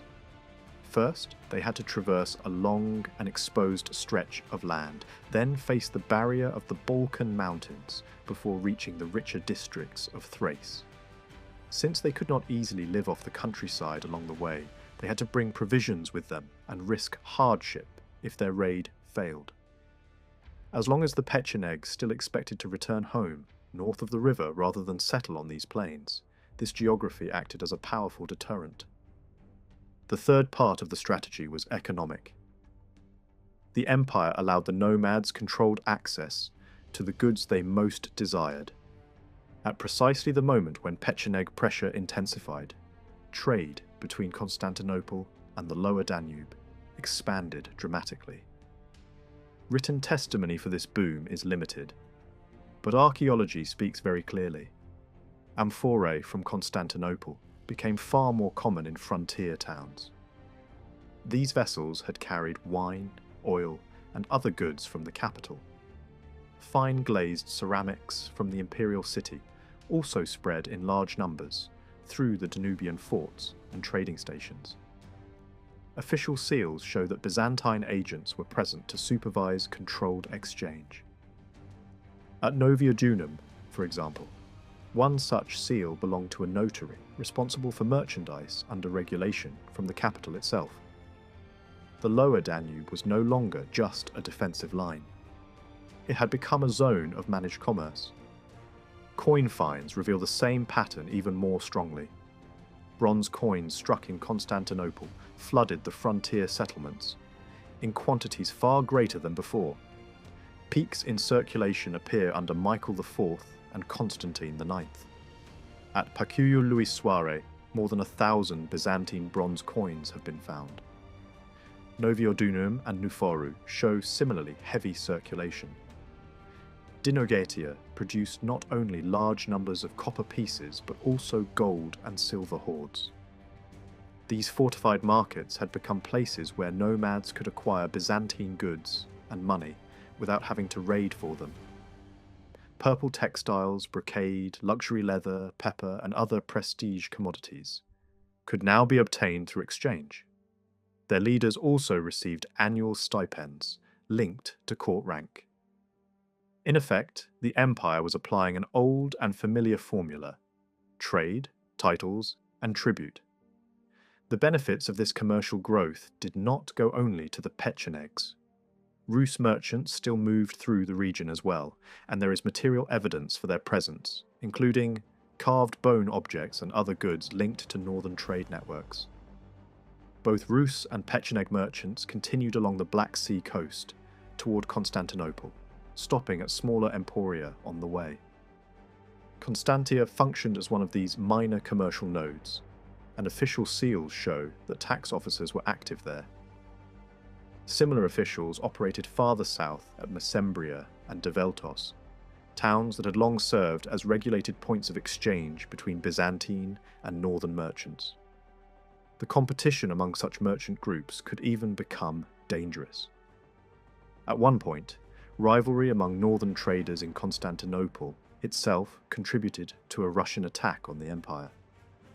The local population of the Danubian zone also gained from this growing economy. Much of that population consisted of Slavs, who had once been subjects of the Bulgarian Tsars, along with Vlach communities. They supplied simple ceramics, tools such as hooks and harpoons, and locally crafted goods to the frontier markets. Bone carving flourished as well, with local artisans adapting northern and steppe artistic models, using cattle bone instead of exotic materials. There was also work for sailors, labourers, and port workers, since the river trade required unloading, transfer, and local transport. Larger seagoing vessels could not always continue far upriver, so goods often had to be shifted onto smaller craft. All of this meant employment, exchange, and a rising level of local economic activity. This explosion of trade on the lower Danube fitted into the wider economic expansion of the empire during the 11th century. Yet it also had a distinctly political dimension. Coins were not simply circulating there because commerce happened to be growing. The state appears to have directed unusually large quantities of money into the region in order to support exchange and subsidize stability. At first glance, this might seem to conflict with the idea that Byzantine coinage served primarily fiscal purposes, but in reality, the two things fit together. Coins were produced above all for taxation and state expenditure, yet they could also be deliberately channeled into areas where private exchange had political value. On the Danube, money was part of frontier policy. It helped keep markets functioning, payments flowing, and potential raiders satisfied through peaceful means. That policy, however, had costs. If huge numbers of coins were being directed into one frontier zone, the effects would be felt elsewhere. The money supply was not infinitely flexible. Greater strain on the minting system may have contributed to wider monetary pressures inside the empire. It is perhaps no coincidence that debasement began to appear during this same period. At the same time, the Western Balkans were undergoing their own changes in taxation and administration. Prioritizing peristrion, as the Danubian lands increasingly came to be known, may well have affected the balance of resources in other parts of the empire. The pressure on the frontier rose sharply again after the Russian attack on Constantinople in 1043. Soon afterward, news arrived that a very large Pecheneg movement was heading toward the Danube. This migration had been triggered by pressure from another nomadic people, the Oghuz. At the same time, a feud split the Pecheneg leadership itself. A rising war leader named Kagan challenged the supremacy of the chief Tyrak.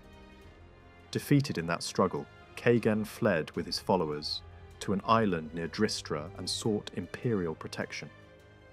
The Byzantine commander there received him and informed the emperor. Kagan was quickly brought to Constantinople, baptized, granted the rank of patrikios, and given command over 3 frontier forts. Many of his followers were allowed to settle inside imperial territory. But from his new base south of the Danube, he continued to harass his old enemies, provoking Tyrak into action. When Tyrak's protests to the emperor were ignored, he crossed the frozen Danube in the winter of 1047 and invaded Paristrian. The result was widespread plunder, yet the invasion did not end in a simple triumph for the Pechenegs. Disease broke out among them, and Tyrak was eventually forced to surrender to a combined force of Byzantines and Kagan's men. Kagan wanted the captives killed, but the imperial government chose a different approach. Instead of massacre, many of these Pechenegs were settled inside the empire, especially along the route between Nish and Sardica. Tyrak and other leaders were taken to Constantinople, baptized, and loaded with honours. This policy was not as strange as it might first appear. Byzantium had long exploited divisions among neighbouring peoples, promoting rival leaders and using internal fractures to weaken dangerous confederations. Kagan's rise fits perfectly into that pattern. The empire reacted quickly and opportunistically, just as earlier emperors had done when dealing with Magyar and Pecheneg chiefs. Giving Kagan fortified points to command may even have been an attempt to revive parts of the old Danube defence system by placing it in the hands of nomad allies. Constantine IX was not inventing a new frontier policy from nothing. He was adapting old methods to new conditions. The settlement of the Pechenegs inside the empire also had precedents. Byzantium had often received foreign groups, distributed them in separate areas, and tried to shape their role within imperial territory. Allowing some Pechenegs to remain on the plains south of the Danube was sensible enough, since those open lands suited a pastoral way of life. Settling others between Nish and Sardica may have gone further, perhaps reflecting a desire to push them toward a more settled existence. In either case, the emperor had at least prevented a far more dangerous outcome. The Pechenegs had not been allowed to enter the region as a united people under their own leadership and carve out an entirely independent state where Bulgaria had once stood. For the moment, that was a success. Yet the settlement did not last.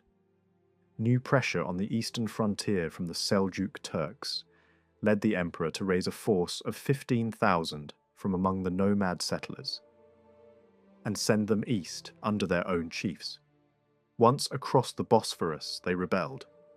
Instead of fighting for the empire, they turned back toward the Balkans, crossed the mountains, and settled near Preslav. Kagan's previously loyal Pechenegs joined them. What had looked like a controlled arrangement collapsed into open rebellion. The wars that followed between 1048 and 1053 were long, bitter, and far more serious than older dismissive accounts allowed.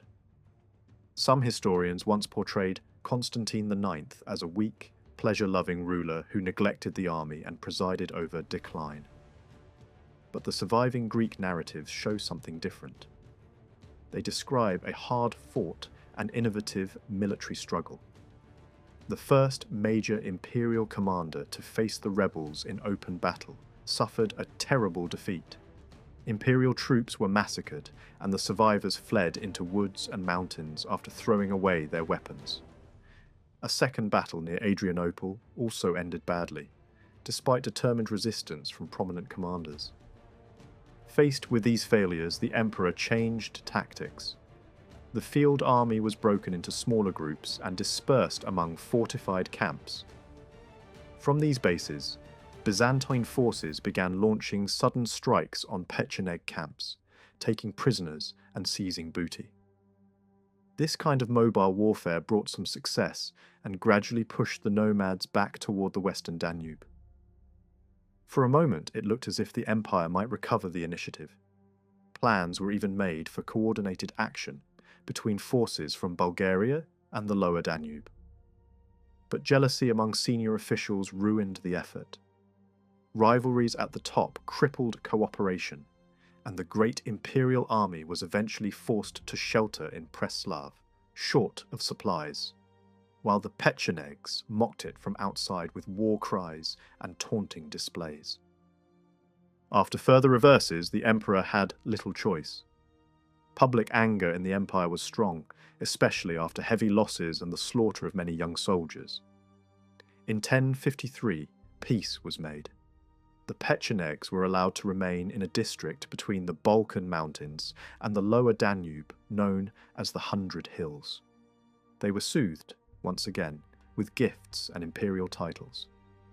At the same time, care was taken to secure the loyalty of the local leading men in the Danubian cities. These native elites were granted honours and annual payments, and from them the empire drew a substantial local force, largely made up of those whom Byzantine writers broadly called Bulgarians. Even during the worst years of fighting, the main strongholds along the lower Danube did not slip completely from Byzantine hands. The fortified trading towns endured, and around them new policies began to take shape. These changes suggest that the empire was no longer reacting from crisis to crisis, but was trying to build a more lasting frontier system. Instead of depending only on large armies marching in and out of the region, the government increasingly leaned on smaller defensive networks, local fortresses, and officers whose task was to hold specific points, rather than reconquer whole provinces at once. This shift can be seen in the growing importance of castle guardians, men entrusted with the care and defence of fortified places. Their role was not temporary. Castles could be assigned to them for life, but not as private property. They could not sell them, inherit them as family estates, or treat them as personal possessions. These men were responsible for protecting the surrounding population and maintaining local strongholds, and they had access to revenue set aside for building and repairing defences. In a region like the lower Danube, where control depended on a chain of scattered fortresses, that system made perfect sense. The local population needed places of refuge, and the empire needed men on the spot who could maintain order without waiting for a field army to arrive. At the same time, the government moved toward giving the whole Danubian zone a more unified command structure. What had once been managed through isolated strongholds and separate officers was gradually brought together under a single regional authority. This new command, known as Paradunavon, was centred on the lands along the Danube and was headed by a senior military governor. Several commanders are known to have held that office, and their careers reveal how important the region had become. These were not minor garrison officers, but men of high rank trusted with defending one of the most unstable frontiers in the empire. Yet organisation on paper did not solve the main problem. The Pechenegs remained in the region, and they were not willing to surrender it. When Isaac Comnenus came to power after a coup, he tried to return to a more openly aggressive policy. In response to attacks involving both Pechenegs and Magyars, he marched north, determined to break them by force. His campaign was energetic, but it achieved no decisive result. The nomads would not meet the imperial army in the way a conventional enemy might. When pressed, they scattered. They attacked in small groups, avoided being fixed in place, and vanished into rough country when danger grew too great. Isaac returned with some booty and the appearance of victory, but the frontier itself remained unresolved. The reason the Pechenegs clung so stubbornly to these lands was not only their own ambition. Behind them, farther north, another force was already pressing in. The Oghuz had occupied their old territories beyond the Danube, and that pressure kept driving the whole frontier system forward. In 1064, the Oghuz themselves crossed the frozen river, bringing not just warriors, but households, animals, and possessions. This was not a raid alone. It looked like migration. The Byzantine commanders on the frontier were defeated and captured, and the invaders pushed as far south as Thessalonica and the Greek lands beyond. Once again, disease intervened and shattered the invasion, just as it had broken earlier nomadic advances. Some survivors were absorbed into imperial service as ethnic troops. Others drifted back north to serve rulers in Kiev or Hungary, and the larger danger passed. But the lesson was clear. The world north of the Black Sea remained unstable, and new waves of nomadic pressure could appear at any time. By this point, the Byzantine government had learned a hard truth. There was no simple military solution in Peristrian. The Pechenegs could not be annihilated in a single grand campaign. Even when defeated, they dispersed, regrouped, and returned. Their presence had to be managed, rather than erased. Constantine X accepted that reality more clearly than some of his predecessors. He treated the Pecheneg settlement as a permanent fact, and aimed to turn it into a buffer rather than a permanent battlefield. If the empire could not expel the nomads, it could at least bind their interests to its own and use them as a shield against new arrivals from the steppe. That strategy depended above all on holding the main river towns. Places like Pacuyul Luisoare, Dinogetia, Noviodunum, and Preslavica remained crucial.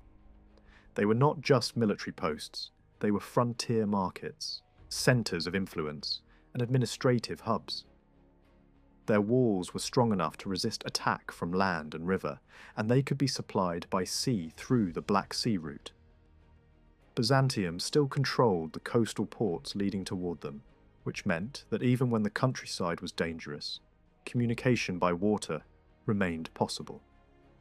This maritime connection kept the frontier alive.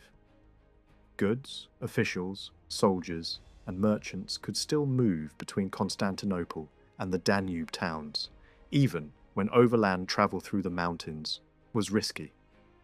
Peace with the nomads also opened the way for another instrument of influence: religion. Settlement within the imperial world increasingly went hand in hand with baptism. Mass conversions were encouraged, and imperial writers praised emperors for bringing steppe peoples into the Christian fold. The language they used was highly idealized, describing wild wolves turned into lambs. But beneath the rhetoric lay a real policy. Conversion was meant to soften the frontier, to tie nomad groups to imperial civilization, and to give churchmen a role in stabilizing regions where armies alone had failed. A metropolitan was re-established at Dristra, and a chain of bishoprics appears to have served the lower Danube. Whatever the actual depth of conversion among the nomads, the church became part of the empire's long-term effort to domesticate the frontier. In this way, Byzantine policy at the Danube had, in many respects, come full circle. After decades of battles, defeats, and renewed campaigns, the empire was once again relying on the same basic tools that had worked in the 10th century. Titles, tribute, and trade returned to the centre of policy. The coin evidence from the Danubian markets makes that clear. Even after the reign of Isaac, the flow of money remained strong. At some sites, the number of coins found for the later 11th century is as high as, or even higher than, earlier decades. Pottery from Constantinople also remained abundant. The markets were still active, and the empire was still feeding them with cash and goods. At the same time, signs began to appear that the imperial government was struggling to supply enough money for this frontier economy. A new series of thinner copper coins emerged, distinct from the normal issues of Constantinople. Their spread in the lower Danube suggests that they were not mere local forgeries, but part of a regional minting effort, probably centred at Dristra. These coins dominated circulation in the later years of Romanus IV and under Michael VII. Their very existence points to strain. The government still needed large quantities of cash to keep the Danubian markets functioning, but the regular minting system was having trouble meeting that demand. This was part of a wider monetary crisis in Byzantium, one that also contributed to the weakening of the gold currency. Pressure on the imperial treasury was growing, and the frontier was about to feel the consequences. That crisis exploded in 1072, soon after Michael VII came to the throne. His chief minister, the deeply unpopular Niceforitzes, decided to cut off both the annual stipends paid to the mixed frontier population and the gifts that had long been sent to the Pechenegs. This was a disastrous decision. The subsidies had been one of the foundations of loyalty in Peristrian. Local elites depended on them. Nomad chiefs expected them, and the whole frontier balance rested on that controlled flow of money and honour. When those payments stopped, rebellion broke out almost immediately. The emperor sent a trusted official named Nestor, himself a man of the northern Balkans, to calm the region. But Niceforitzes had already moved against him politically, condemning him in his absence. Rather than restore order, Nestor joined the rebels. With Pecheneg's support, he marched south across the Balkan range and approached Constantinople itself, demanding the fall of his enemy. The emperor hesitated. Tensions rose between Nestor's followers and his nomad allies, and in the end he withdrew again to the north, helping to create an independent power base in Peristrian, rather than restoring imperial control there. The turmoil of those years is visible in the archaeological record. Hoards of coins buried around 1072 to 1074 appear at several Danubian sites. Some of them are small parcels, probably the savings of modest people who hid what little they had when the political order began to collapse. Others contain gold and show that wealthier inhabitants also feared what was coming. These hoards are silent witnesses to a frontier society in sudden crisis. The decision to end the stipends is so striking that it raises an important question. It is difficult to believe that Niceforitzes acted from mere carelessness. Too much effort had gone into making the frontier markets work, and too much depended on local loyalty. It is possible that he intended not to destroy the economic system of Peristrion, but to remake it under tighter central control. Elsewhere in the empire, he had introduced a system in which trade was concentrated in state-controlled depots, where merchants were forced to buy and sell under closer supervision and at prices favourable to the treasury.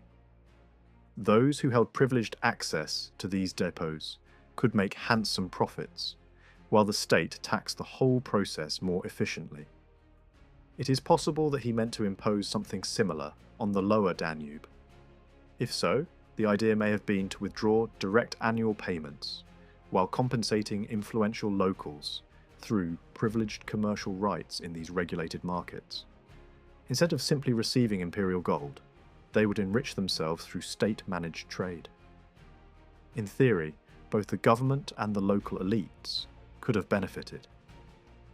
In practice, the policy was deeply unpopular even in the heart of the empire, and on the distant Danube it proved explosive. Whether or not that was Niceforitzes' full intention, the result was the same. His reforms destroyed the delicate balance that had sustained Paradunavon, and the empire lost effective control of the region. Once the subsidies and managed trade collapsed, the Pechenegs naturally turned again to raiding. In 1077 they devastated Thrace. The following year they were courted by another rebel claimant with promises of imperial gold. They were no longer simply a frontier people to be managed. They had become kingmakers, mercenaries, and dangerous political players in the internal struggles of Byzantium itself. Even more ominously, they began to connect with the Paulicians, a dissident religious community settled near Philippopolis, who controlled key routes through the Balkan mountains. The possibility of a lasting alliance between Danubian nomads and powerful local groups inside the empire now threatened the whole northern Balkans. When Alexius Comnenus came to power, he immediately recognized the danger. One Paulician leader, Traulos, dominated a crucial pass and tried to strengthen his position by marrying into the Pecheneg leadership. Alexius first attempted conciliation. He sent letters full of promises and even offered formal guarantees. But diplomacy failed, and the Pechenegs crossed into imperial lands once more. The emperor, occupied with the Norman War in the west, had to entrust the struggle to his generals. One of them claimed a major success, but the nomads soon returned in greater force. In 1086, a fierce battle was fought near Beliatoba. The Byzantines were badly outnumbered. Their commanders fought bravely, but one was killed in battle, and another died in the chaos of retreat. The army broke apart.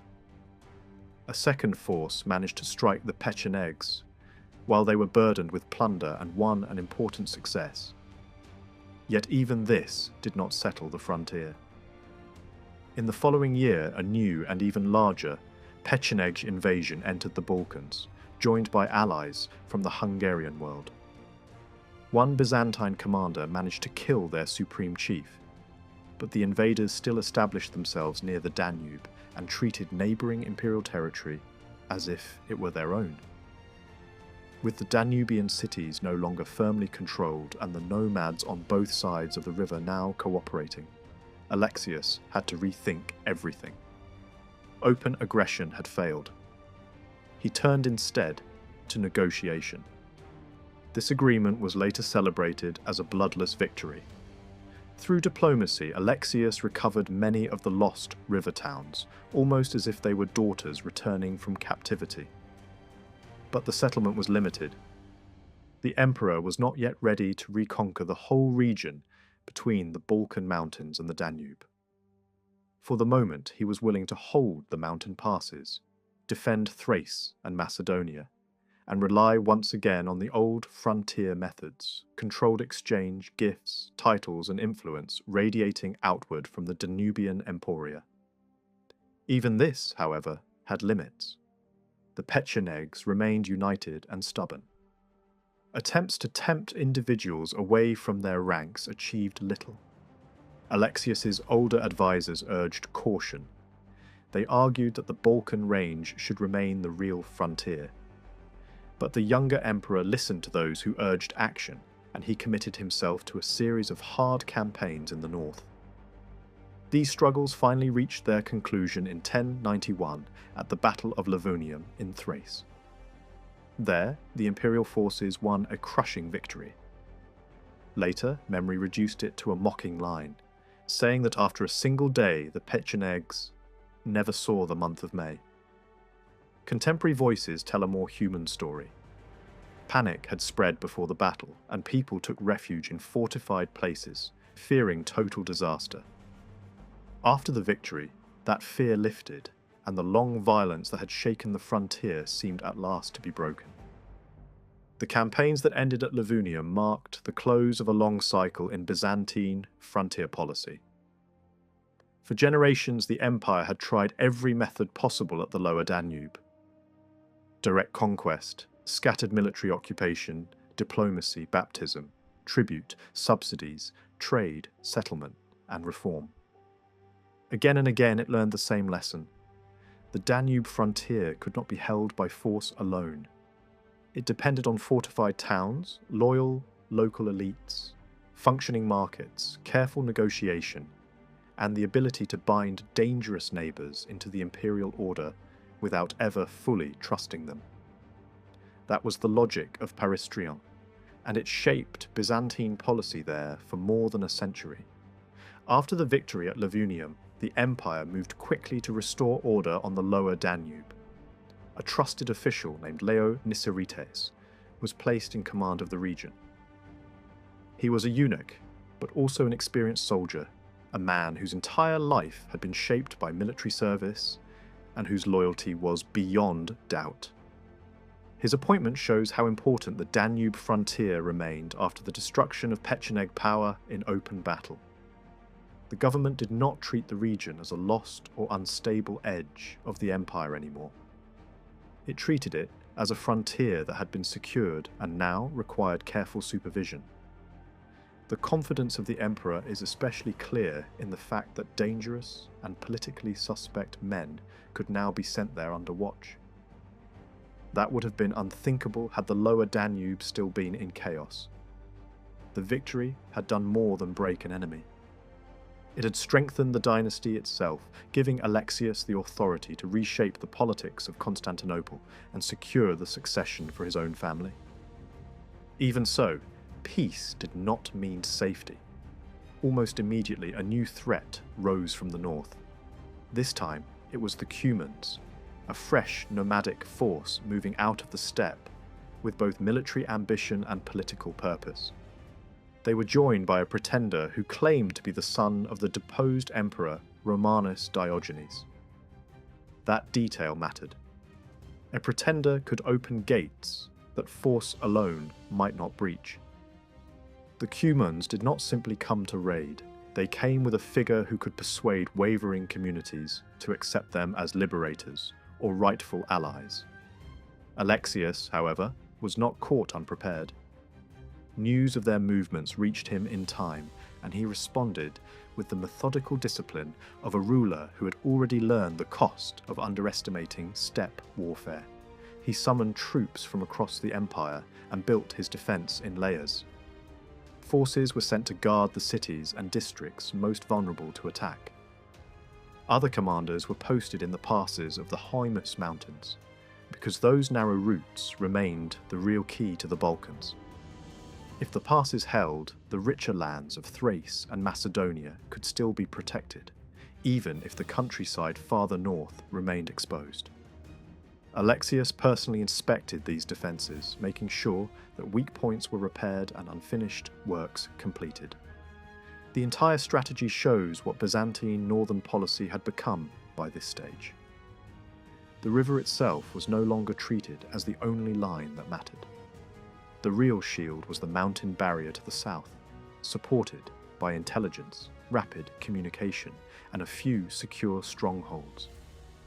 Anchialus became the centre of this defensive system. The city was valuable not only because of its formidable walls, but because it stood on the Black Sea and remained connected by water, both to Constantinople and to the lower Danube. Messages, troops, and supplies could move through it quickly. The city was also a living administrative and ecclesiastical centre, not a dead fortress at the edge of the world. Its bishops, officials, and commercial agents testify to a strong Byzantine presence there throughout this period. From Anchialus, the emperor could watch the frontier, receive reports, and strike when the moment was right. Yet even the best preparations could be undone by local betrayal. The Cumans were guided through the mountain passes by the Vlachs, and so the barrier that should have stopped them failed at the decisive moment. This reveals one of the permanent weaknesses in Byzantine frontier policy. Fortifications mattered. Armies mattered. Trade and diplomacy mattered. But none of them could compensate for the uncertainty of the local mountain populations, whose loyalty might shift with circumstance, fear, or profit. The empire could hold the passes only if the people who lived among them chose not to betray them. This weakness would return again and again in Balkan history. Once the Cumans had crossed the mountains, the danger became immediate. With the pretender at their side, they were able to persuade the inhabitants of several fortified places to surrender. Alexius waited carefully before striking. he refused to attack them at their full strength. Instead, he waited until their forces were divided and occupied with plunder. Then, he fell upon one large detachment and defeated it. At the same time, he made sure the passes behind them were secured, so that escape with booty would become more difficult. A second assault in the narrow approaches known as the Iron Defile brought further success. Many were killed, and many more were captured alive. The campaign showed that the empire had learned to fight nomads not by dramatic frontal warfare alone, but through timing, control of movement, and careful use of terrain. This episode reveals the main features of Byzantine frontier policy after 1091. Information had become essential. The emperor could not afford surprise, and reports from the north had to reach him quickly. The mountain passes were treated as the only truly defensible barrier. There was no serious attempt to stop every crossing of the Danube itself, because the plains beyond were too open and too thinly settled to justify such a commitment. Instead, the idea was to let the emptiness of the Mysian plain work in the empire's favour and then close the road to the richer south. The weak point in this system remained the same as before: local loyalties. A determined nomadic force could still find guides, allies, and informants among the mountain peoples, and that could undo months of careful preparation. In spite of that, Alexius's victory brought a long period of comparative calm to the lower Danube. That new stability is visible in the changing pattern of occupation along the frontier. Only a thin Byzantine presence was now needed in the Danubian zone. This can be seen most clearly in the decline of administrative seals from the region during the 12th century. Earlier centuries had left many traces of officials, commanders, and active institutions. Now, the evidence becomes much thinner. This was not necessarily a sign of neglect. It was the mark of a frontier that no longer required heavy, direct supervision at every point. Resources were concentrated in a few well-placed emporia near the mouth of the Danube, while other sites were allowed to fade away. Preslav, once one of the great centres of Bulgarian and then Byzantine authority, was effectively abandoned in this new order. The flow of coins and official activity there stops abruptly. Pecheneg also seems to have ended violently, almost certainly destroyed in the aftermath of the Cuman invasion. Preslavica declined more gradually, perhaps because the river channel serving it had become too shallow to support its former commercial role. These changes show that the empire was simplifying its frontier network. It no longer tried to preserve every old centre. It kept what was useful, defensible, and connected to trade, and let weaker sites disappear. Trade, however, did not decline. Throughout the 12th century, the lower Danube remained commercially active, and in some places it flourished. Russian traders were still regular visitors. Dristra was described as a city full of bazaars, and the goods that moved through it show the richness of these exchanges. Luxury objects, carved bone pieces, and slaves were all part of the traffic. A slave boy from the region could appear in a sophisticated urban setting far to the south, while merchants from the northern rivers continued to bring goods into Byzantine markets. The old connections between the steppe, the forests of the north, and the imperial world remained alive. Some centres benefited especially from their position near deeper water closer to the Danube delta. Dinagetia remained rich in imported goods, including amphorae from Constantinople of types known widely across the Byzantine world.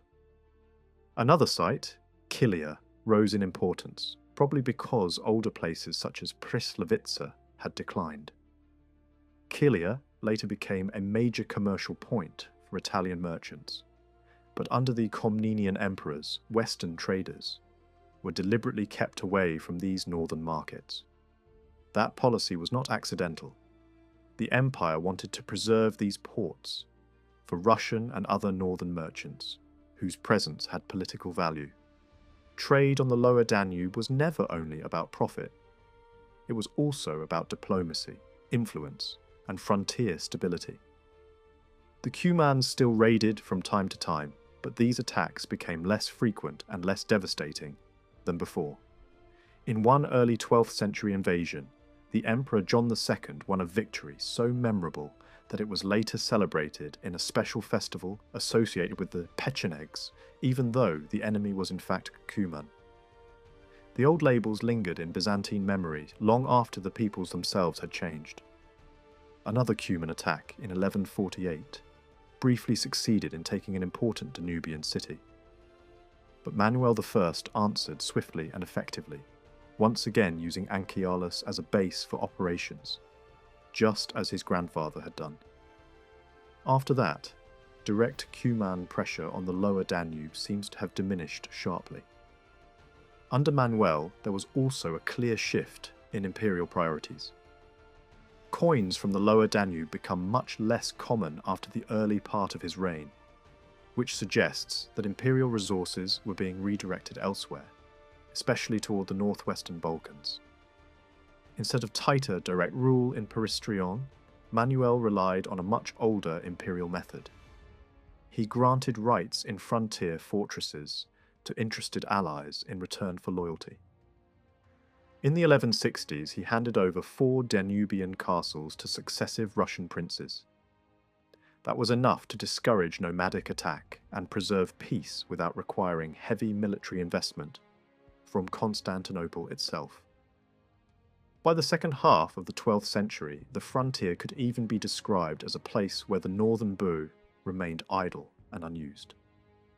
Whether that was entirely true or partly rhetorical, it shows how far the situation had changed from the terror of the Pecheneg Wars.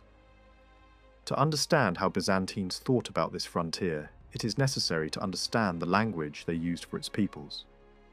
The fear provoked by the Pechenegs had been immense, not only among peasants and soldiers in Thrace, but among the educated elite of Constantinople. To them, the steppe warrior represented barbarism in its purest form. Since the age of Herodotus, the word Scythian had served as the classic label for the peoples of the northern wilds. Byzantine writers inherited that habit and used it widely. For them, Scythian did not mean one precise ethnic group. It meant a type of people, mobile, warlike, loosely organized, difficult to govern, living by horses and bows, often outside the settled law-bound order of civilized life. That is why Byzantine writers so often blur the distinction between Pechenegs and Cumans. Anna Komnena, for example, uses the general word Scythians far more often than the specific names of either people. This has confused modern readers, but it would not have troubled her. In the classical tradition, broad categories mattered more than strict ethnographic precision when speaking of northern barbarians. The important point was not always exactly who they were, but what place they occupied in the Byzantine imagination. They were the peoples beyond the ordered world, threatening but also useful, dangerous but often manageable through force, gifts, and diplomacy. Even so, Byzantine authors sometimes drew distinctions. The Oghuz, for instance, could be described differently, and older classical names, such as Sarmatians, were occasionally used to place them in a separate conceptual category. These labels were not based on modern ethnic reasoning. They were literary and historical tools, allowing educated writers to fit new peoples into old mental maps inherited from antiquity. The same was true of names like Getae, Dacians, and Mysians. Byzantine writers reached into the ancient vocabulary of geography and ethnography to describe the living peoples around them. An especially revealing term used for the lower Danube population was mixobarbaroi, meaning something like semi-barbarians or mixed barbarians. Modern scholars have argued at length about who these people really were. Were they Bulgarians living among nomads, Vlachs shaped by frontier life? mixed communities created by intermarriage, or something else entirely? But the Old Greek word itself suggests a different approach. In classical usage, it did not necessarily describe blood mixture at all. It could mean people who were connected to the civilized world but not fully part of its dominant core. In that sense, the Mixobarbaroi of the Danube were frontier communities living inside the imperial sphere, Christian and treaty-bound, but not fully Roman in the Byzantine sense. Their exact ethnicity mattered less than their political and cultural position. They were local elites and local peoples who lived within the empire's frontiers, accepted its authority to some degree, traded in its markets, and often fought in its armies, yet remained distinct in language, custom, and identity. They were neither fully outside the civilized world, nor fully absorbed into it. That is why the term is so useful. It captures the reality of Peristrian better than any single ethnic label. The Lower Danube was a frontier where worlds overlapped. Roman and non-Roman, Christian and recently converted, urban and nomadic, local and imperial. The people who lived there were shaped by all of those forces at once. Byzantine, writing about the peoples beyond its frontiers, reveals just as much about the empire itself as it does about those outsiders. The way imperial authors described barbarians changed noticeably during the age of the Pecheneg Wars, and those shifts reflect broader changes in how emperors wanted to be seen. One of the clearest examples comes from the praise offered to Constantine IX after the Pechenegs crossed the Danube in the years 1046 and 1047. In that vision, the emperor's greatness did not lie simply in battlefield success. His higher triumph was to transform enemies into subjects and wild men into Christians. The story was told not as a brutal military victory, but as a miracle of civilization. The nomads, faced with divine power, cast down their weapons, asked for baptism, and entered the Christian order. In this version of events, the emperor did not merely defeat barbarians, he redeemed them. That image was deeply important. It offered a very different understanding of imperial greatness from the one associated with rulers, celebrated for conquest and slaughter. Earlier victories had often been wrapped in stories of military saints and heavenly intervention, with emperors appearing as chosen warriors whose legitimacy was proven by triumph in battle. But now, the tone had shifted. The cross itself, not the sword, became the dominant symbol. The emperor was praised less as a destroyer of enemies than as Christ's representative on earth, the guardian of peace, and the ruler who used force only when all else had failed. War remained part of imperial duty, but it was treated as an unpleasant necessity rather than a noble end in itself. The highest achievement of a Christian emperor was not the spilling of blood, but the extension of order, faith, and lawful life. This way of thinking also changed how the frontier was imagined. The Lower Danube was not simply a border to be defended against savage attack. It could also be seen as a zone of transformation, a place where imperial values might be imposed on outsiders and where barbarians, once bound by treaty and baptism, could become something less alien. That did not mean they became fully Roman in the Byzantine sense. But they were no longer entirely outside the civilized world either. Through religion, law, and submission to imperial authority, they entered a kind of intermediate condition. The frontier became not only a military barrier, but also a cultural space in which outsiders were reshaped and drawn inward. Not every Byzantine thinker welcomed that development. Some saw it as dangerous, even corrosive. There were writers who complained that once the old line between Roman and barbarian was weakened, the empire itself began to lose its clarity.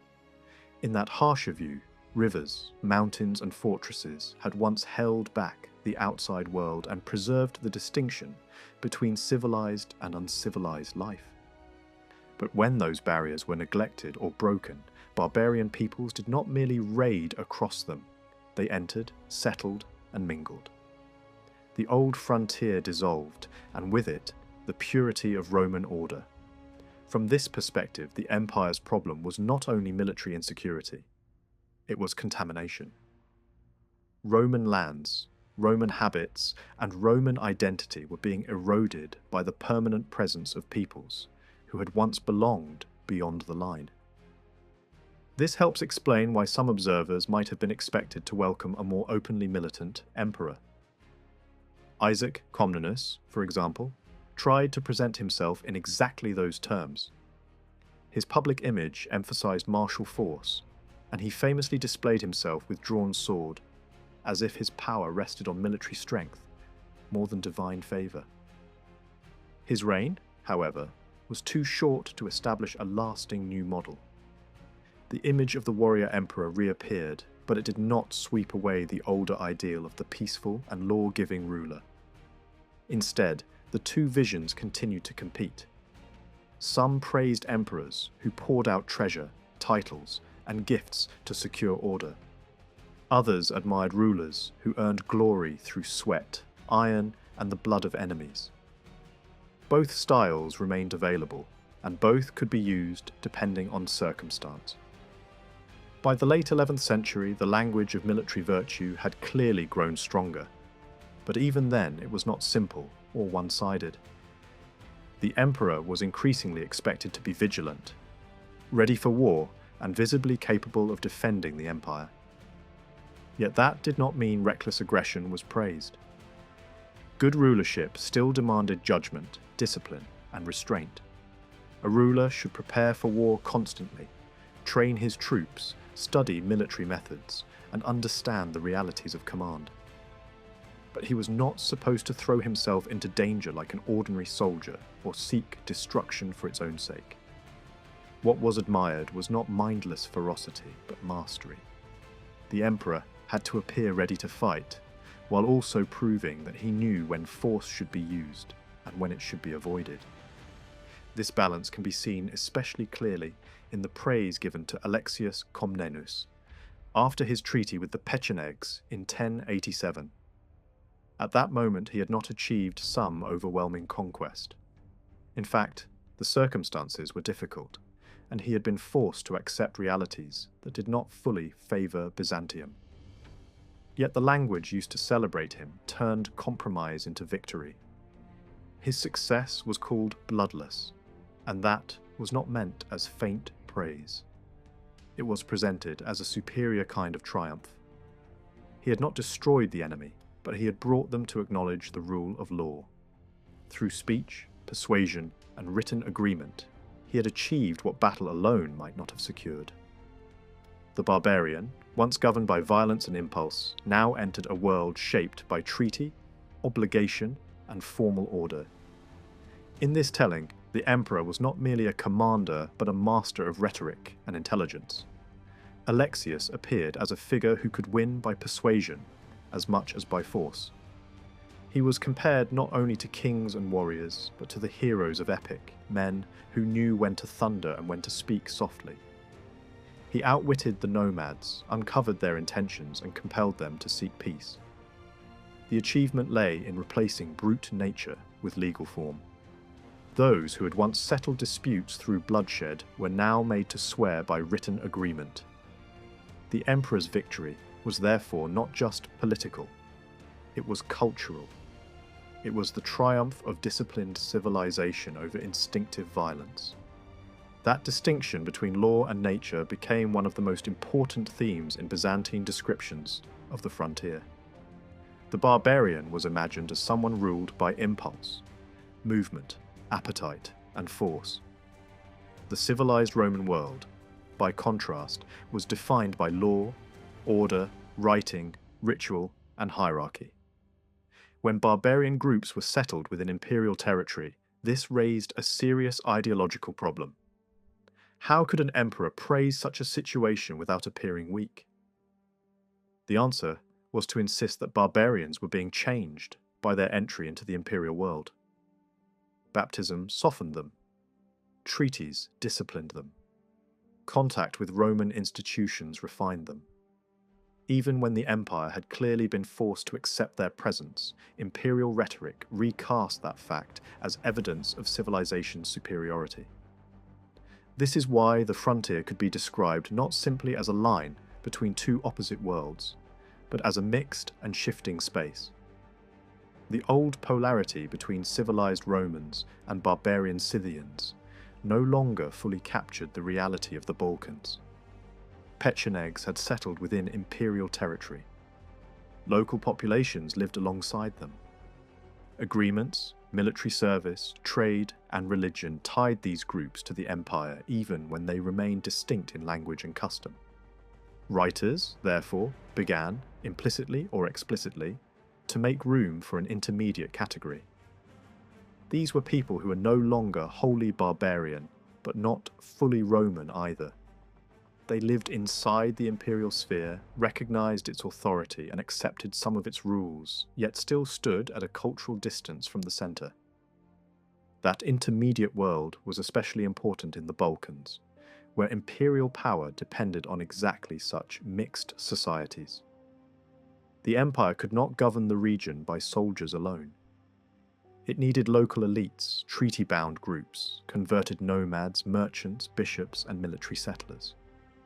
The frontier was held together by relationships that were neither pure domination nor full assimilation.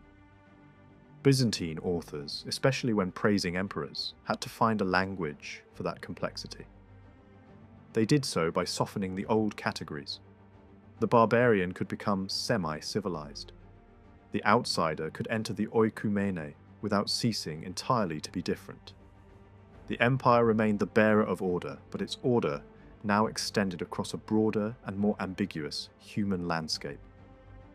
This was not merely literary ornament. It was an ideological response to political reality. The Pechenegs had settled in lands that not long before had formed the core of the Bulgarian world. The empire had not simply repelled them and restored an untouched Roman frontier. It had to absorb, manage, and explain a new social reality. That reality included nomads living inside imperial borders, receiving baptism, making treaties, taking titles, and becoming part of the frontier system. Such a development could not be admitted as a straightforward loss of control. It had to be reinterpreted as success.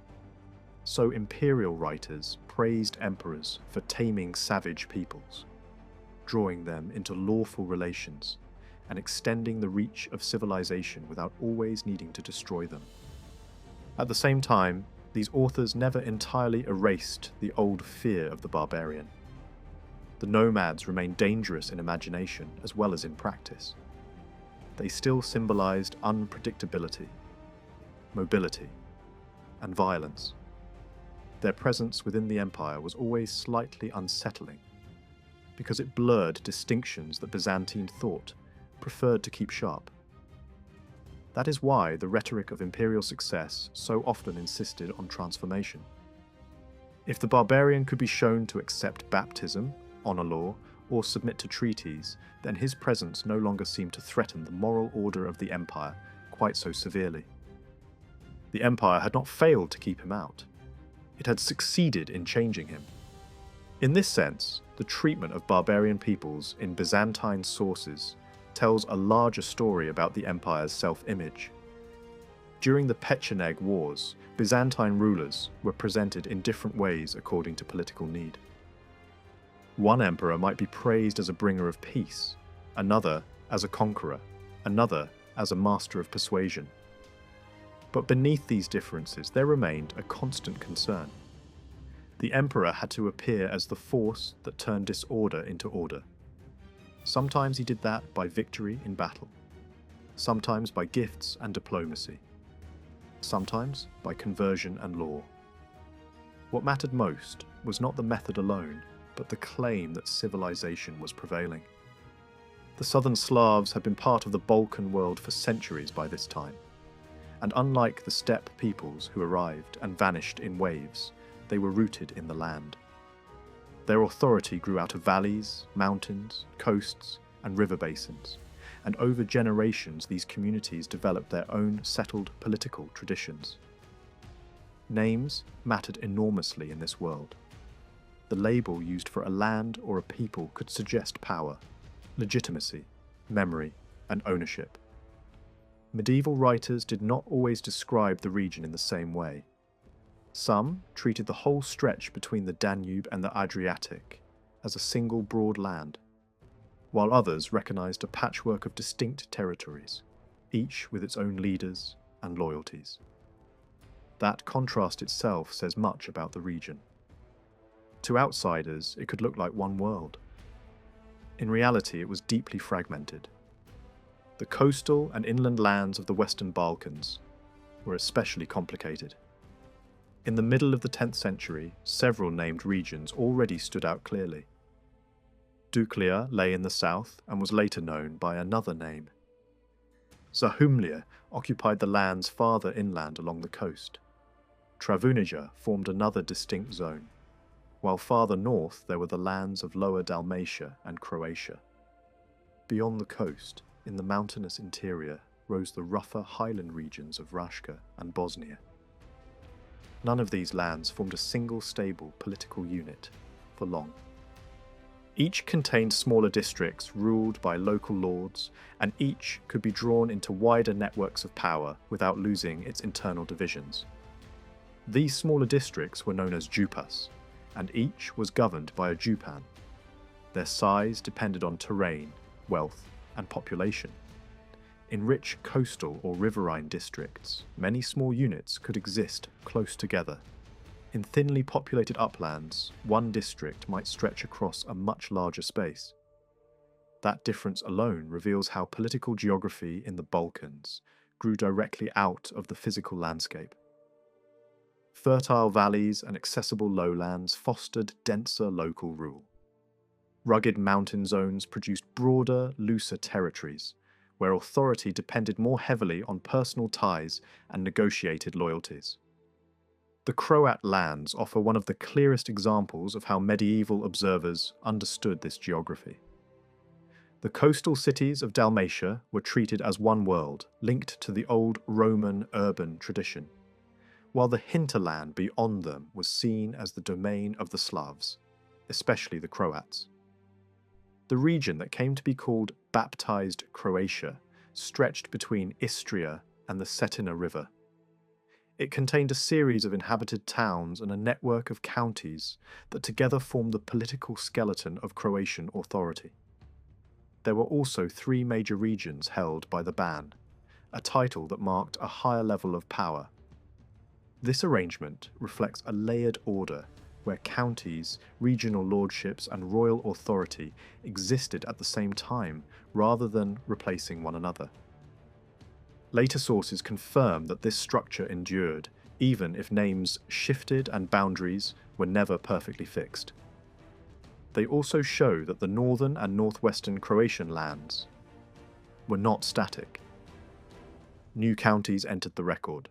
Older ones changed importance, and ecclesiastical organisation developed alongside political power.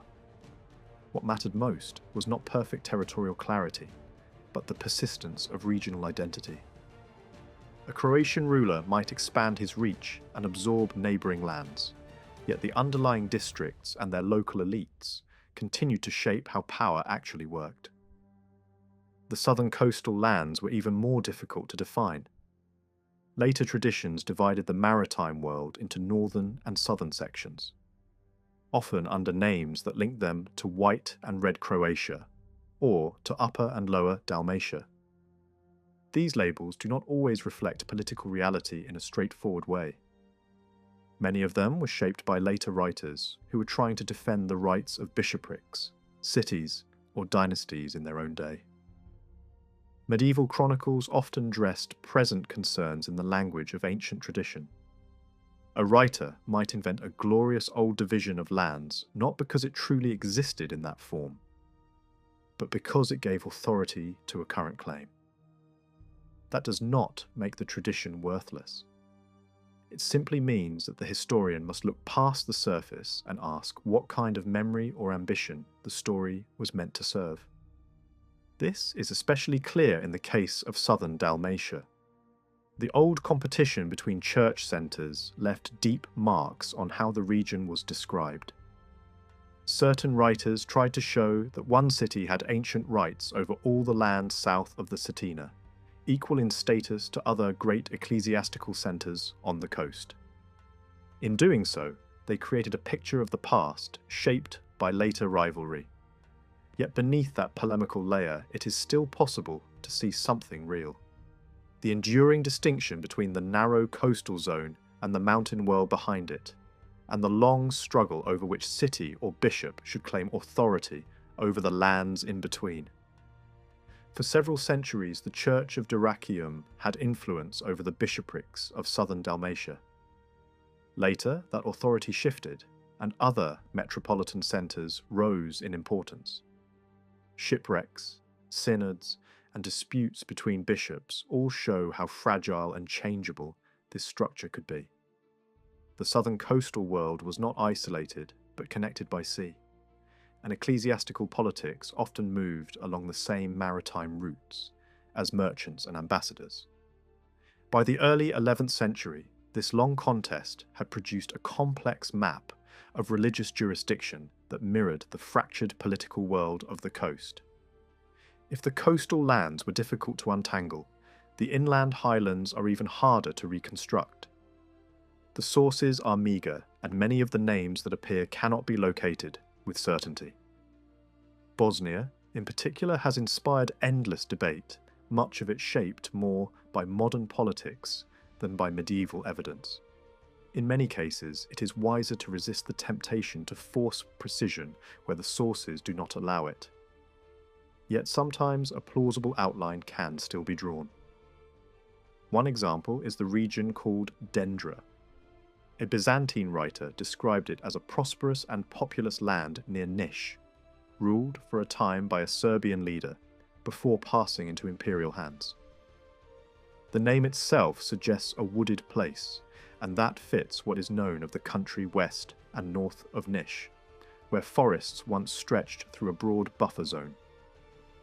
Medieval travellers repeatedly described this area as thickly wooded, difficult to cross, and in places almost empty of settled population. Dendra was almost certainly part of that forested belt. This matters because such lands were not just geographic backdrops. They were strategic zones. Forests, marshes, and mountain valleys could protect local rulers, slow invading armies, and separate one sphere of authority from another. The empire understood this very well. Buffer zones of this kind could be useful precisely because they were not fully integrated or densely settled. They absorbed movement, concealed resistance, and made it harder for hostile forces to move quickly toward the richer lands, farther south. After the conquest of Bulgaria, imperial maps might suggest that Byzantium ruled all of these southern Slav lands directly. In reality, its authority was far more uneven.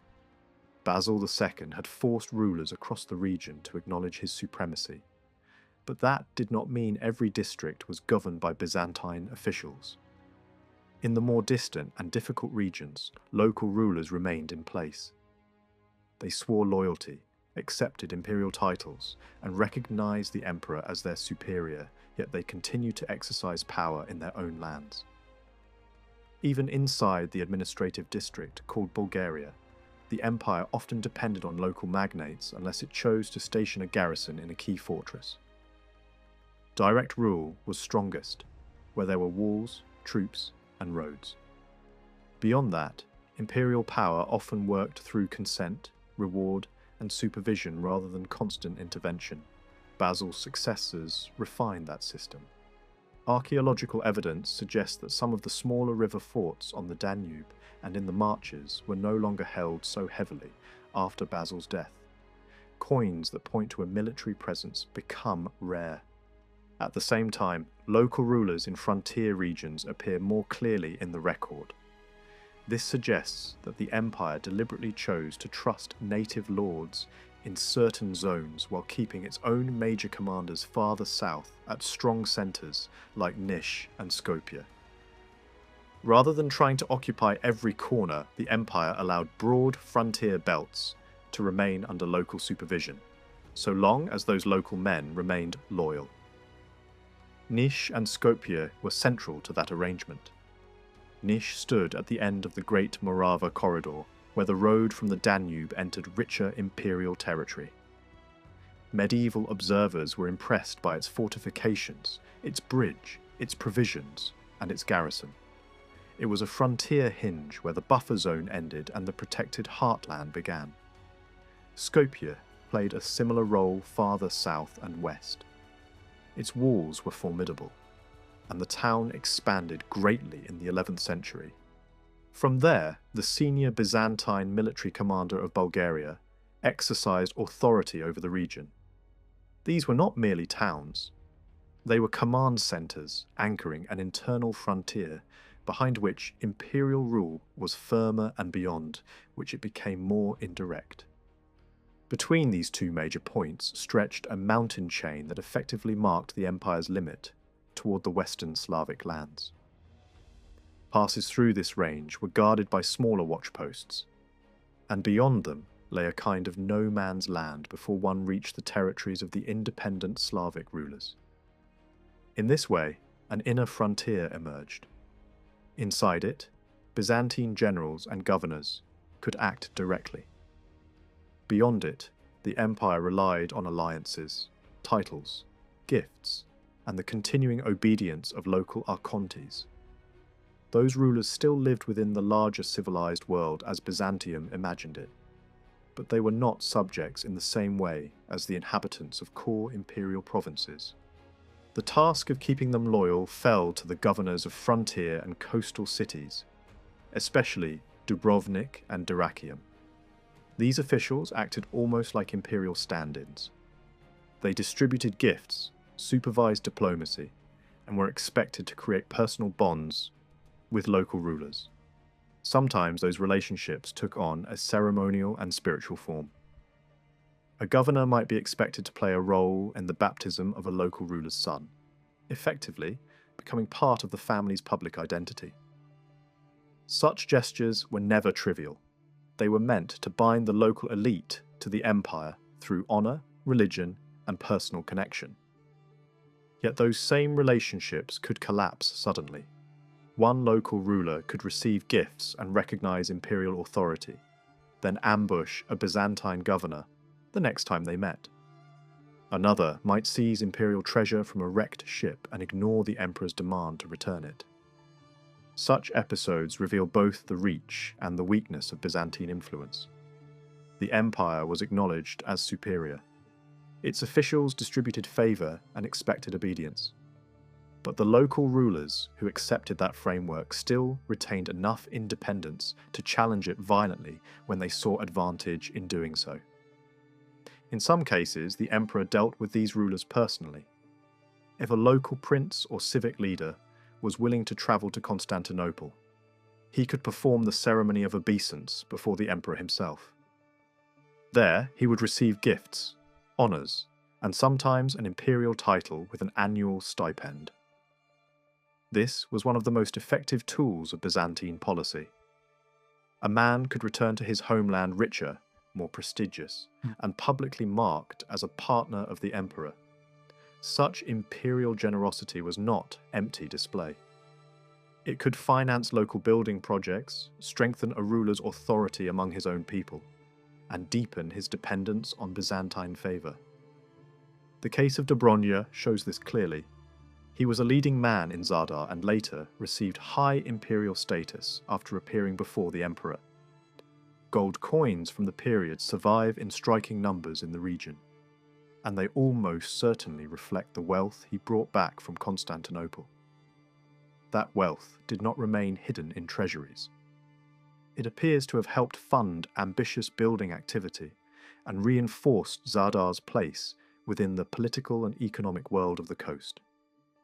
Charters from his time were dated by the regnal years of the Byzantine emperor, an unmistakable sign of subordination.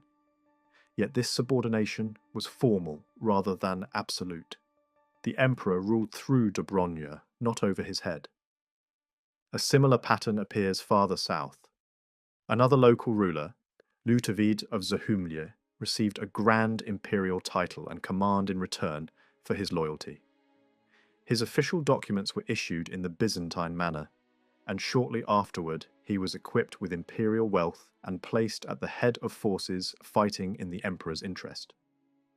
This does not point to the creation of a directly governed Byzantine province in the area. It points instead to a network of subject allies.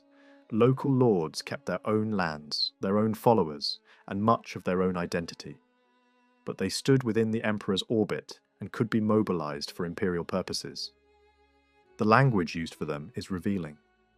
Byzantine writers and documents could describe these rulers and their peoples as dependent allies, people bound by oath and obligation rather than fully absorbed subjects. This is close to the same conceptual world that produced frontier categories for semi-civilized or semi-integrated peoples elsewhere in the Balkans. Here too, the empire operated through layered relationships, rather than clean divisions. A ruler could be local in power, Slav in language, Christian in identity, and Byzantine in rank all at once. At some point between the later 1030s and early 1040s, however, the empire seems to have decided that this indirect approach was no longer enough in Zadar. The last document issued by Dobronja belongs to the mid-1030s, which suggests that his final journey to Constantinople and the events that followed marked a turning point. The exact details remain uncertain, but the pattern is familiar. Byzantium was always testing the balance between indirect control and direct intervention. Sometimes a local ruler was rewarded and trusted. Sometimes he was sidelined. Sometimes an entire region that had long been managed through local hands was drawn more tightly into the imperial system. The Western Balkans were governed through this shifting balance, and that is what makes them so difficult to describe in simple terms. What emerges most clearly from all this is that Byzantine authority in the Slavic periphery after 1025 was real, but uneven. It was not the authority of a single uniform state extending cleanly over every valley and coast. It was a hierarchy of relationships. Fortified cities, strategic passes, and major roads were watched more closely. Local rulers beyond those points were bound by titles, gifts, ceremony, and recognition. Coastal elites received gold and prestige. Mountain lords received commands and honours. Governors acted as patrons, supervisors, and symbols of imperial superiority. The emperor remained the apex of the system, but much of the region was ruled through negotiation rather than direct command.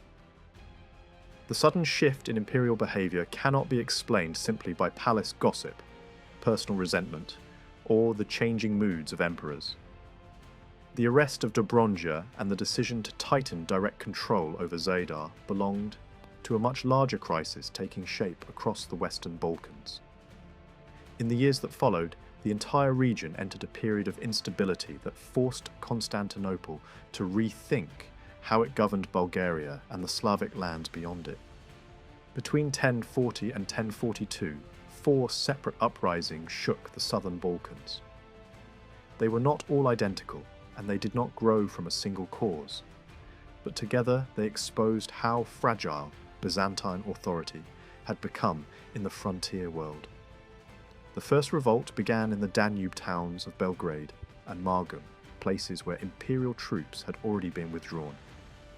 It was led by a man called Peter Deljan, who claimed descent from the old Bulgarian ruling line. The second rebellion was triggered by the first. Troops raised in the district of Dyrrachium were sent to suppress Deljan, but instead they abandoned the imperial cause and joined him under a leader of their own named Tihomir. The third revolt grew directly out of Deljan's success when another Bulgarian prince, Alusyan, left Constantinople and entered the struggle hoping to seize the movement for himself. The fourth rising broke out farther west in Duclean, where Stefan Vojislav launched a challenge that was connected to the wider unrest. but followed its own distinct course. Deljan understood from the beginning that power in the Balkans depended not only on force, but on legitimacy. He presented himself as the grandson of Samuel and the son of Gabriel Radomir. That claim mattered enormously. It allowed him to be hailed as ruler of the Bulgarians, and once that acclamation took place, the news spread rapidly. He moved south through Dendra and Vrashka, and his reputation opened gates before him. Strongholds such as Niš and Skopje accepted him, not simply because they feared his army, but because his claim resonated among people who still remembered the authority of the old Bulgarian line.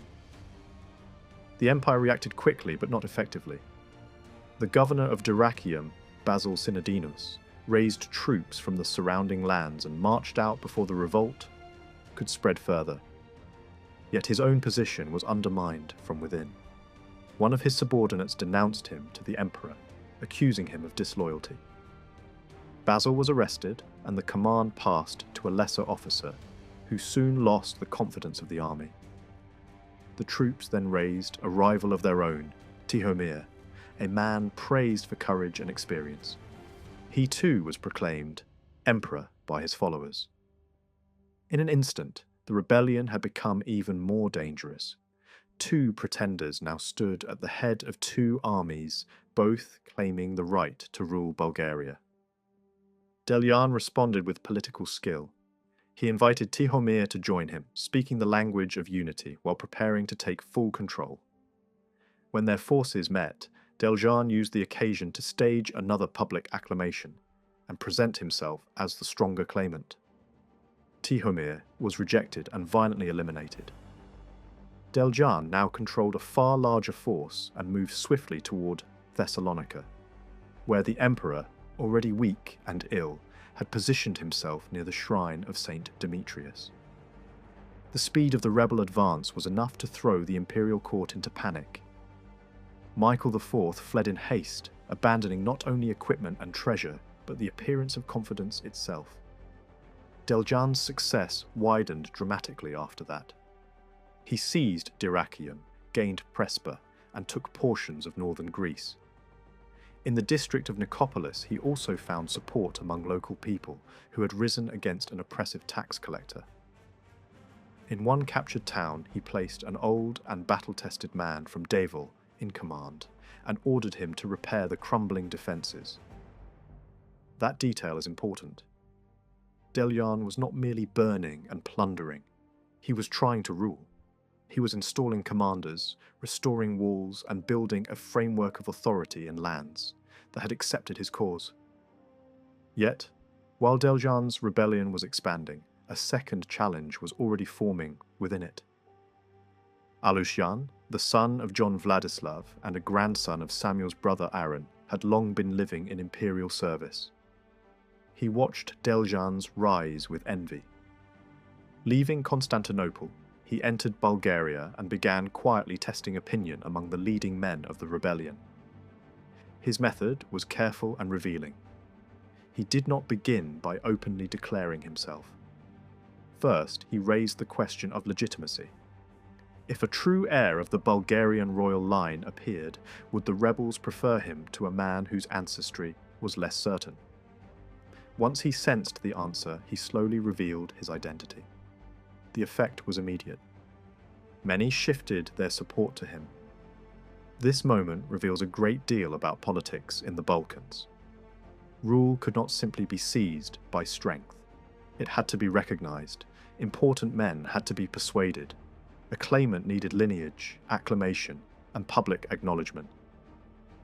Tihomir had failed because bravery and experience were not enough. Deljan and Alusyan both succeeded, at least for a time, because they could claim descent from rulers whose memory still carried immense authority.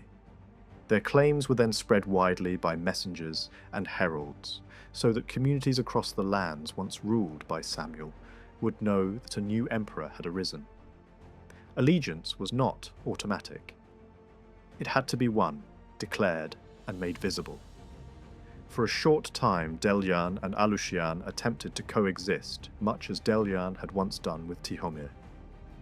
but the arrangement was unstable from the start. Mutual suspicion poisoned it. Alucian led a huge force against Thessalonica and suffered a disastrous defeat. After that, relations between the two men collapsed. This time, Delian did not strike first. Alucian arrested him, blinded him, and mutilated him, making him unfit to rule. The rebellion went on, but its heart had been broken. After another defeat, Alucian made the choice that had perhaps always tempted him most. He opened secret negotiations with the emperor and submitted in exchange for high honours. Once he crossed back into the imperial camp, the rebellion lost its last serious centre of leadership, and imperial control was restored over the lands that had broken away. The question of Alucian's motives has long hovered over this episode. His poor military performance and his rapid reconciliation with the empire make it easy to suspect that he may never have fully intended to overthrow Byzantine rule. Whether he was an imperial agent from the beginning or simply a calculating opportunist, the result was the same. He helped destroy the uprising from within and returned to favour with his position, greatly improved. His later family connections inside the imperial world show just how complete that restoration was. At the same time, events in Duclea followed a different but equally revealing course. There, Stefan Vojislav had once presented himself as a loyal ally of the empire, riding with Byzantine forces and appearing to cooperate with imperial power. But according to one account, he used that position cleverly, encouraging the Greeks to govern harshly while quietly turning the local population against them. He is said to have reminded people of the injustices they suffered, contrasting imperial oppression with the milder rule of former native lords. Whether every detail of that story is exact matters less than the political truth it contains. Byzantine authority in Dalmatia depended heavily on the cooperation of local Jupans and communities. If one powerful ruler succeeded in persuading them that the empire had become abusive, the whole structure could wobble very quickly. What followed in Duclea was not an isolated local quarrel. It was a coordinated act of rebellion that spread through networks of local communication. Messages passed between communities. Leaders consulted with one another. Plans were made for a common rising. This confirms once again that power in the Slavic lands rested on local assemblies, noble support, and the willingness of regional leaders to act together. The Byzantine officers stationed in the area were too few and too exposed to prevent such coordination if the countryside turned against them. Once Vojislav cast off imperial authority in his own lands, he began raiding the territories of neighbouring rulers, who still remained loyal to Constantinople. This forced the emperor to act. A large coalition was assembled by the governor of Dyrrachium. Imperial troops were joined by forces from neighbouring districts and by the rulers of Rashka, Bosnia, and Zahumlje, who were drawn in with gifts of gold and silver. That response is highly significant. It shows how dependent Byzantium still was on local alliances. The campaign against Vojislav was not the march of a purely imperial army. It was a coalition built from native rulers, regional interests, and Byzantine command. Vojislav avoided direct battle. Faced with an enemy force said to be enormous, he withdrew into the mountain country of southern Serbia. The allied army followed, and that was exactly what he wanted. In narrow passes and difficult terrain, imperial numbers counted for far less. There, the Duclean ruler laid his trap. He divided his sons and followers, sent some high into the surrounding mountains with horns and trumpets, and prepared to strike the enemy camp by night. The plan relied not only on ambush, but on fear. A false sense of encirclement was created. Sounds echoed from every side. In the darkness and confusion, the invading force panicked. As dawn came, Vojislav and his men fell on the fleeing army and slaughtered it from behind. It was not simply a battlefield success. It was a perfect mountain victory, won through terrain, deception, and knowledge of the land. After this triumph, Vojislav pushed farther, overran Zahumlia, annexed his rivals' lands, and extended his authority toward the river Vjosa. Only his death soon afterward prevented this new power from becoming even more dangerous. Yet the rebellion had already shown the empire something crucial. In the Western Balkans, a determined local ruler with mountain strongholds, support among the Zhupans, and skill in irregular warfare could defeat a far larger imperial coalition. These upheavals are often linked to changes in Byzantine fiscal policy, especially the move to demand taxes in cash, rather than in kind. That change certainly mattered, and it caused resentment in some districts, but it does not adequately explain the four rebellions of 1040 to 1042.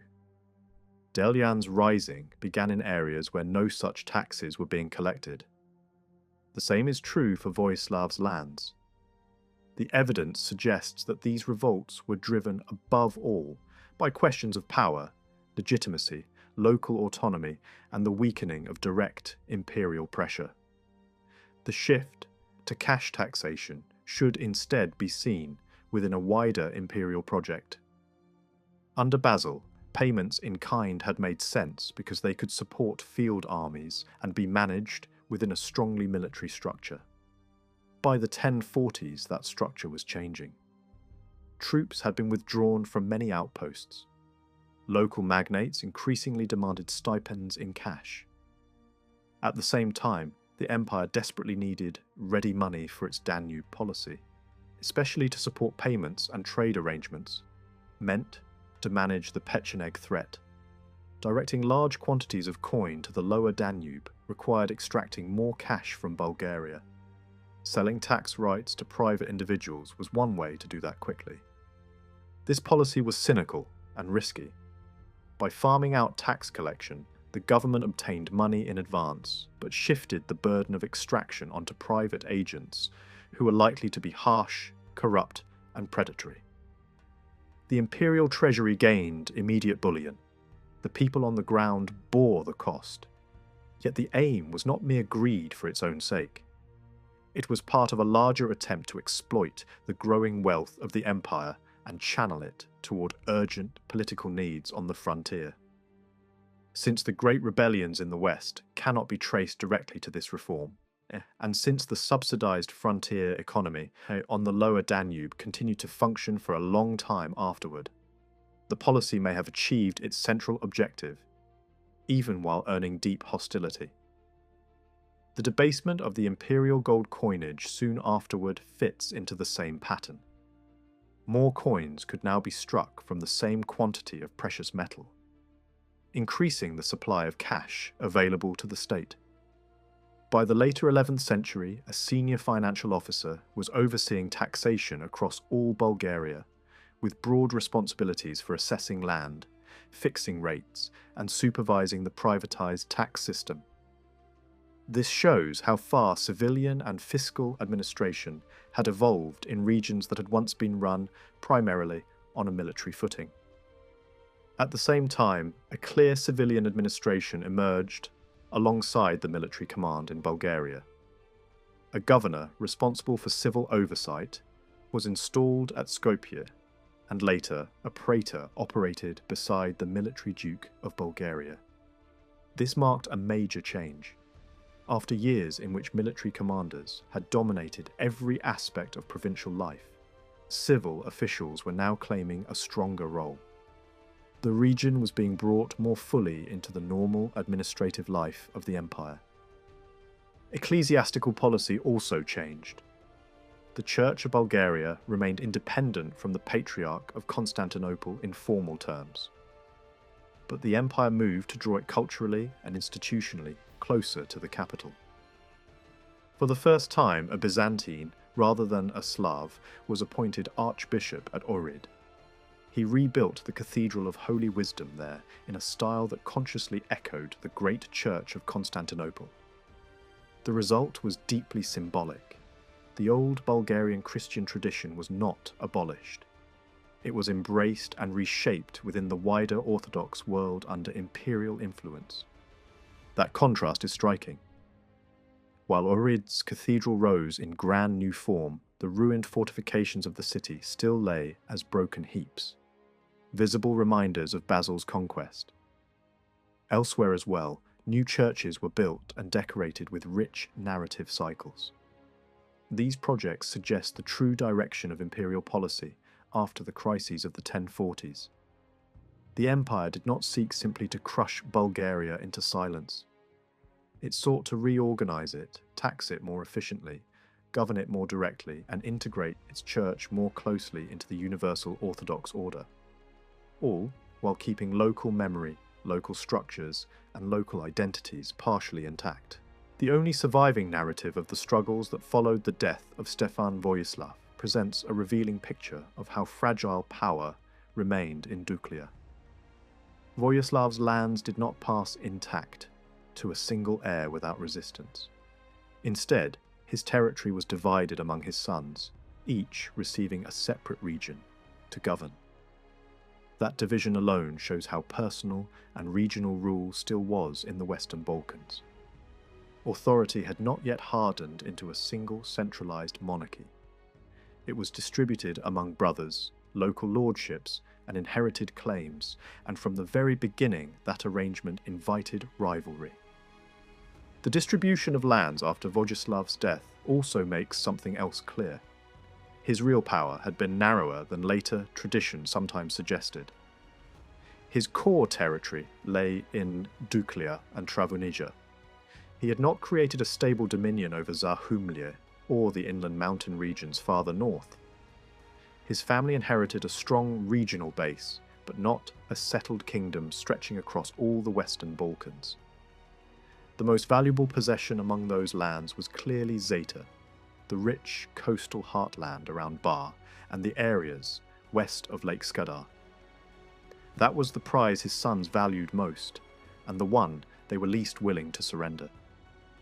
The struggle that followed was therefore not only a dynastic quarrel, it was also a contest over the most prosperous and politically useful part of the inheritance. Trouble began quickly in Travunija. While the eldest brother lay ill, men from that region came under the pretense of consultation and murdered both him and a younger brother. They then elevated a leader of their own and effectively rejected Duclean rule. This was not a random act of violence, it was a direct sign that Travunija had never been fully absorbed and that resistance to domination from Duclean remained strong. The surviving brothers launched a campaign to punish the killers and destroy the usurper. But even this success exposed the limits of their cohesion. One brother withdrew in fear. Another refused to leave his own lands unless he was promised the great prize of Zeta in return for fighting. In other words, the war against Travunija could only be pursued through bargaining inside the dynasty itself. That bargaining reveals how rule actually worked. Decisions were not made by princely brothers alone. A council of leading men from across Duclean had to be involved. The loyalty of regional lords remained essential, and no prince could simply command the whole land by personal right. This is one of the most important features of Western Balkan politics in this period. Even inside a ruling family's core territory, power depended on negotiation with magnates and the support of local district leaders. The princely house may have claimed sovereignty, but its authority still rested on the willingness of these men to accept it. There are also hints that the brothers were acting under pressure from Byzantium during these years. One account suggests that they feared an imperial attack and therefore hesitated to leave their own lands exposed.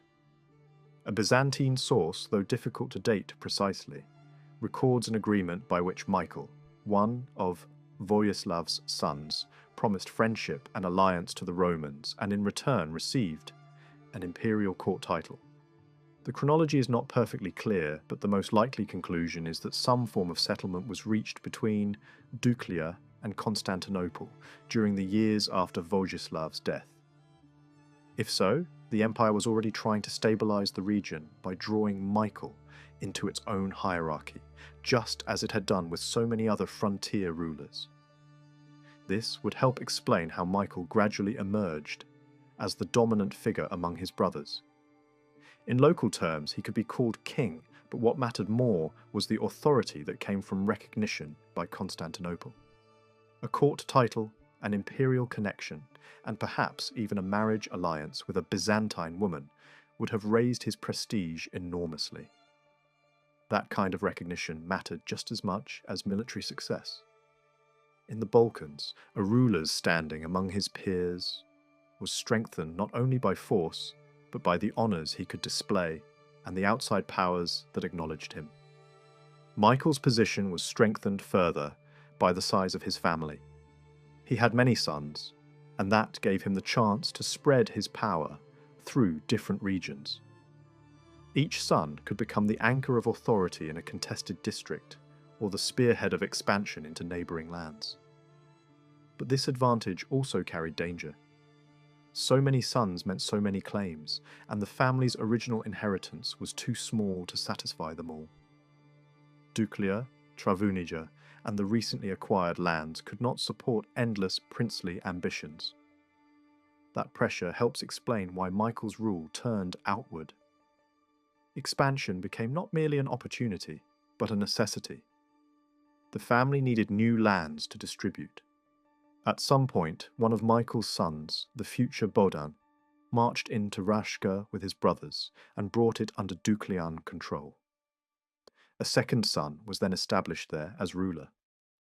This looks very much like an attempt to deal with the competing demands of different branches of the family by creating new territories through conquest. The same logic would later help drive Duclea's involvement in events in Bulgaria. Expansion was a way to preserve internal unity, or at least postpone internal conflict. The larger crisis that made this possible came after the disasters suffered by Byzantium in 1071. With imperial authority shaken across many fronts, pressure built all along the Balkan frontier. Hungarian forces attacked Belgrade and pushed toward Niš. Other raiders spread destruction through the lands along the Sava and Danube.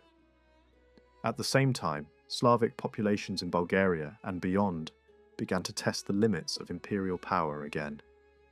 The empire's hold on the Western Balkans, always dependent on cooperation and prestige rather than direct occupation everywhere, was suddenly under strain from every side. In that atmosphere, a new uprising broke out in the Bulgarian lands. According to one source, local Bulgarian leaders approached Michael of Duclea and asked him to send one of his sons so that they might proclaim him Emperor of the Bulgarians. The choice fell on Constantine Bohdan. When he arrived, he was acclaimed under a new name, Peter. The renaming was deeply significant. His Greek name, Constantine, carried imperial meaning in Byzantium, but for the rebels it was not the right language of authority. Peter was the name they wanted because it linked him to the memory of earlier Bulgarian rulers. In that moment, the movement was not simply anti-Byzantine. It was trying to revive the authority of the old Bulgarian imperial tradition. The pattern here closely resembles earlier uprisings in Bulgaria. Again, there was consultation among leading men before the rebellion was openly launched. Again, legitimacy mattered. Bohdan was not chosen randomly. He had both lineage and military ability. Again, acclamation was central. Important Bulgarian nobles first recognized him, and then the troops hailed him in more public fashion. And again, the title of Emperor of the Bulgarians proved to be the most powerful symbol available for rallying support in the northern Balkans. The rebellion initially went well. The Byzantine commander sent against Bohdan was replaced at the worst possible moment, and his successor ruined the morale of the army with insults and incompetence, before leading it into defeat. After that, more Bulgarians accepted Bohdan's rule, and the revolt spread. Forces were divided. One marched with Bohdan toward Niš, another under his subordinate Petrailus moved toward Ohrid, and Castoria. For a brief time, the whole structure of imperial authority in Western Bulgaria seemed to be under serious threat. Yet this uprising also exposed the same divisions seen in earlier revolts. Support for the rebellion was not uniform. Some Bulgarians remained loyal to Byzantium and fought alongside imperial commanders. Castoria, for example, was defended by both Byzantine and Bulgarian forces under a Bulgarian officer. The revolt drew strength from certain local elites, especially around Skopje, but not from every district and not from every magnate. This is crucial.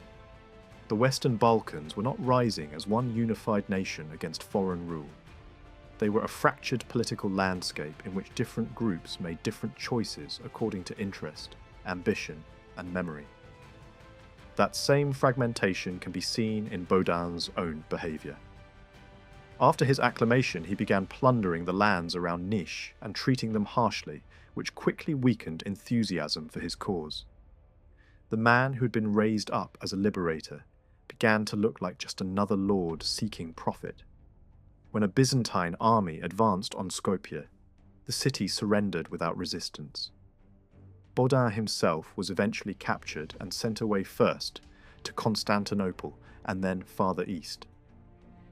Michael of Duclean attempted to save the situation by sending another army, but its commander betrayed him and defected to Byzantium. The rebellion collapsed. Even in failure, however, the uprising teaches a great deal. It shows that the memory of an independent Bulgarian emperor remained the strongest available political symbol for mobilizing support across the Slavic lands of the interior. It also shows that no such revolt could succeed without the cooperation of regional elites. Consultation, lineage, acclamation, and military reputation all mattered. The self-interest of magnates mattered just as much. Some would support an emperor from Duclean, some would defend the Byzantine order, and some would change sides according to circumstance. There was no single collective will across all these lands, only shifting coalitions built around opportunity and legitimacy. After these failures, Duclean itself entered a new phase. Repeated military losses among Michael's elder sons seemed to have weakened the first branch of the family. Michael, therefore, looked for new ways to strengthen his position and turned toward Rome. In 1077, he sought and received a royal crown from Pope Gregory VII. This was a major act with wide implications. Gregory had already crowned a Croatian ruler and was actively intervening in ecclesiastical and political affairs across the Adriatic world. To crown Michael as King of the Slavs was to place Duclean within a new network of legitimacy, one that could rival Byzantine claims of overlordship in the Western Balkans.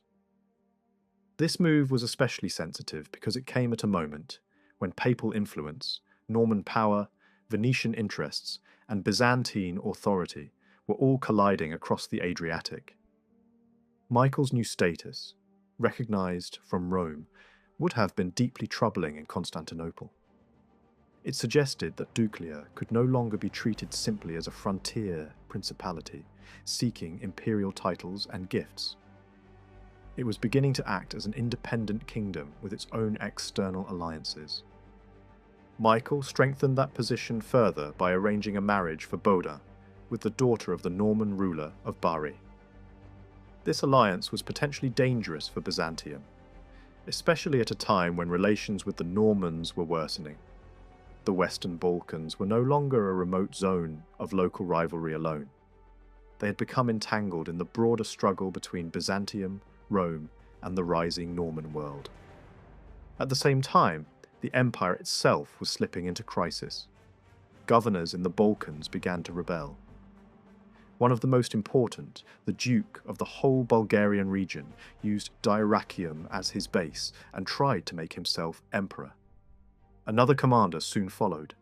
The Western Balkans became a launching ground for imperial pretenders as much as for Slavic rebels. This was another reason Duclean adopted a cautious policy. When power in Constantinople changed so often, Loyalty to any single emperor could be dangerous. A local ruler who committed himself too strongly to one side might find himself exposed as soon as the balance shifted. This helps explain Baudin's conduct during the Norman invasion of Dyrrhachium. He appeared with troops and seemed ready to help the emperor, but in reality he waited to see who would win. If Byzantium triumphed, he could claim loyalty. If the Normans prevailed, he could withdraw unharmed. This was not cowardice, it was careful frontier politics. Baudin had little reason to risk everything for an emperor whose position might not last, especially when Norman power was advancing and a pretender connected to earlier Byzantine rule was with them. By the time Michael died, probably around the Norman invasion, Baudin had become the central figure in Duclean. Yet even then his position was not entirely secure. Another branch of the family still claimed rights, especially in Zeta. One source presents a prolonged rule there by his uncle Radoslav, though this may really reflect regional bias in favour of the old Zetan heartland. Whatever the exact details, the struggle again shows that Duclean was not a unified kingdom in the modern sense. It remained a layered family dominion, dependent on negotiation, force and mediation by churchmen and local elites. Once his position was secured at home, Baudin resumed expansion. He asserted authority in Rashka and Bosnia, placing his own men there as local rulers. This was likely both strategic and dynastic. Rashka and Bosnia provided room for the ambitions of younger branches of the family, while extending Duclean influence deeper into the Western Balkans. These territories no longer recognized Duclean automatically, so they had to be subdued and reorganized. In subsequent years, Baudin became one of the most troublesome frontier rulers Byzantium faced. Raids crossed the borders repeatedly. Border forts such as Liplyan and Zvechan became points of constant pressure. Byzantine commanders responded with counterattacks, recovering towers and taking prisoners. But the line between war and negotiation was always thin. One year a Serbian ruler might raid imperial territory. The next, he might send envoys and offer peace. One year a Byzantine commander might punish a frontier incursion. The next, he might be suspected of conspiring with the same local rulers he was meant to watch. The episode in which Alexius marched personally against Balkan, Baudin's man in Rashka, shows this clearly. Balkan crossed out of his own lands, ravaged neighbouring districts, and burned Liplyan. Alexius responded with force and advanced to Skopje, yet Balkan did not offer battle. He withdrew to Zvechan, a small but difficult fort in the disputed zone between the Byzantine sphere and the Serbian lands. There, he opened negotiations and secured peace. Once again, the frontier was defined not by permanent conquest, but by pressure, withdrawal, and settlement. The fortresses in this region reflect the same logic. Sites such as Zvechan, Jelec, and Ras guarded approaches into Kosovo and the interior. Their scale was modest, but their position gave them great value. Many were rebuilt or strengthened under Alexius, suggesting that the empire was no longer trying to dominate these uplands through broad occupation. Instead, it aimed to hold a chain of key fortified points and use them to check movement, support diplomacy, and respond when local rulers crossed the line. At the same time, Alexius reorganized the Western Balkans more broadly. He understood that the church mattered as much as the army in securing these lands. That is why he appointed Theophylact as Archbishop of Ohrid. Theophylact's letters reveal an administrative world that was far more complex than simple frontier warfare. The Duke of Dyrrhachium was expected to deal not only with Serbian threats, but with taxes, monks, villages, bishops, military levies, and local abuses. Civil, fiscal, ecclesiastical, and military concerns all overlapped. The Western Balkans were now important enough that Dyrrhachium became the senior military command of the region, above Skopje. while new commands emerged farther north around Niš and Braničevo. Theophylact's writings also show how Byzantium viewed Bulgaria and the Slavic lands after decades of conflict.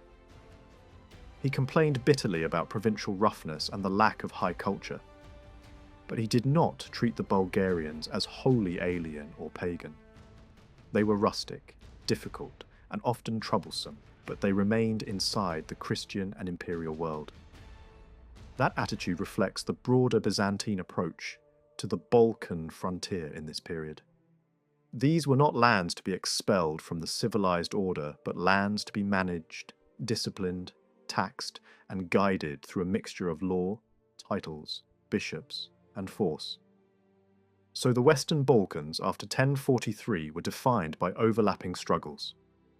Between branches of a ruling family in Duclea, between local magnates and imperial commanders, between Byzantine claims of authority and papal or Norman recognition, between Bulgarian memory and Serbian opportunism, and between direct rule and negotiated submission.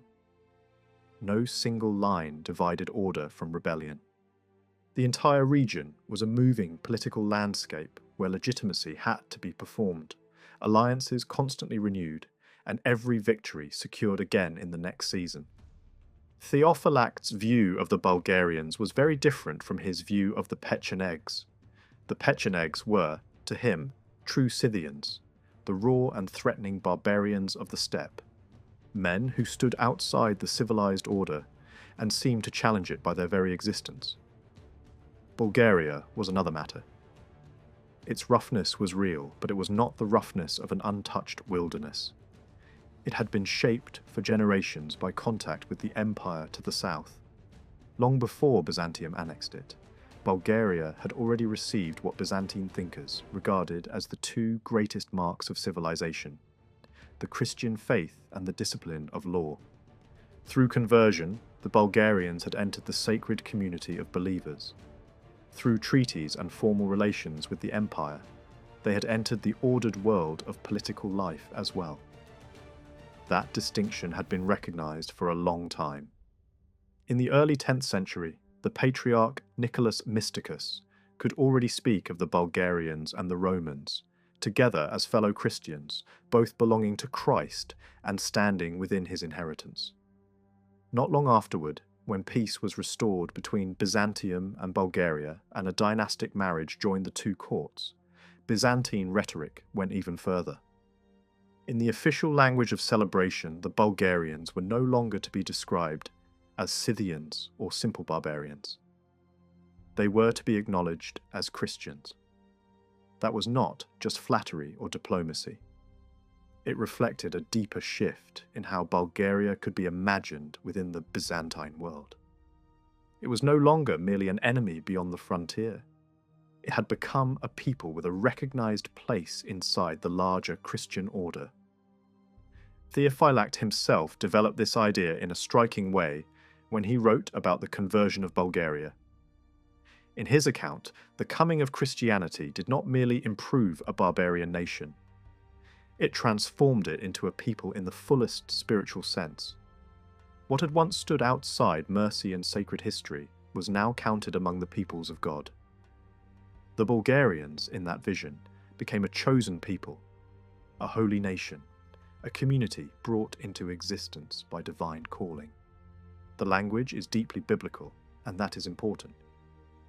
Theophylact was not speaking casually. He was placing Bulgaria inside salvation history. He was presenting its Christian identity not as an imitation of Byzantium, but as a real and meaningful vocation of its own. He made this even clearer when he described Clement's mission to the Bulgarians in terms borrowed from St. Paul. Clement appeared not merely as a teacher, but as a new apostolic figure, shaping a new Christian people in their own language and tradition. This is one of the reasons Theophylact, despite all his irritation and contempt in private letters, still showed real respect for the Bulgarian Church, and for the heritage of the Cyrillo-Methodian mission. He understood that the use of Slavonic in worship gave the Bulgarians something extraordinary. a people with its own sacred language, was not just another baptized population. It possessed a distinct and legitimate Christian identity within the wider family of Christendom. That point matters enormously. Many northern peoples entered into contact with Byzantium, received titles, signed treaties, and even converted. But the Bulgarians had something more. They had a church, a liturgical language, and a memory of conversion that gave them a collective religious personality. In Byzantine terms, that raised them above the mass of peoples who could be baptized, but still remained culturally undefined or dependent. Bulgaria had become Christian in a way that allowed it to think of itself as a true nation of the faith, with its own role, hierarchy, and history. This helps explain why Theophylact can seem so contradictory. In one place, he lashes out at the Bulgarians as crude, provincial, and tiresome. In another, he writes with sympathy and even admiration about their church, their saints, and the spiritual meaning of their conversion. These were not simply personal inconsistencies. They reflect two different strands in Byzantine thought. On one side stood the Universal Orthodox vision, which was hierarchical but inclusive, able to recognize different Christian peoples inside a single sacred world. On the other stood the inheritance of classical Greek culture, which preferred sharp contrasts between refined and crude, civilized and barbarian, center and periphery. Theophylact carried both traditions within him, and Bulgaria forced him to confront their tension every day. That is why his attitude toward his flock remained deeply ambivalent. Bulgaria was inside the Christian world, yet outside Roman identity. It was lawful, baptized, and legitimate, yet still provincial, rough, and culturally distant from Constantinople. Theophylact could not simply dismiss it as barbarian, because it clearly was not. Nor could he treat it as fully equal to the imperial centre, because his own instincts and education would not allow that. He lived in a land that was Christian but not Roman, civilized but not polished, legitimate yet undeniably peripheral. When he described himself as a man of Constantinople who had somehow also become Bulgarian, that was more than a bitter joke. It expressed the strange position he occupied. He was a product of the imperial capital, a man formed by its rhetoric, theology, and sense of superiority. Yet, he had also become part of another Christian world, one that stood at the edge of Byzantium but could not be excluded from it. In that sense, he saw himself as living among a people who were no longer foreign in the old sense, but who still belonged to a lower tier of the civilized order. This is why one of his most revealing phrases is the expression that can be understood as a barbarian commonwealth, or a barbarian civilized world. That idea captures the paradox of Bulgaria perfectly. It was not simply a barbarian land. It was a Christian society with its own church, liturgy, and sacred history, yet one that remained geographically and culturally distant from the imperial core. It was part of the wider civilized world, but not at its center. It was neither wholly outside nor fully inside the Roman order.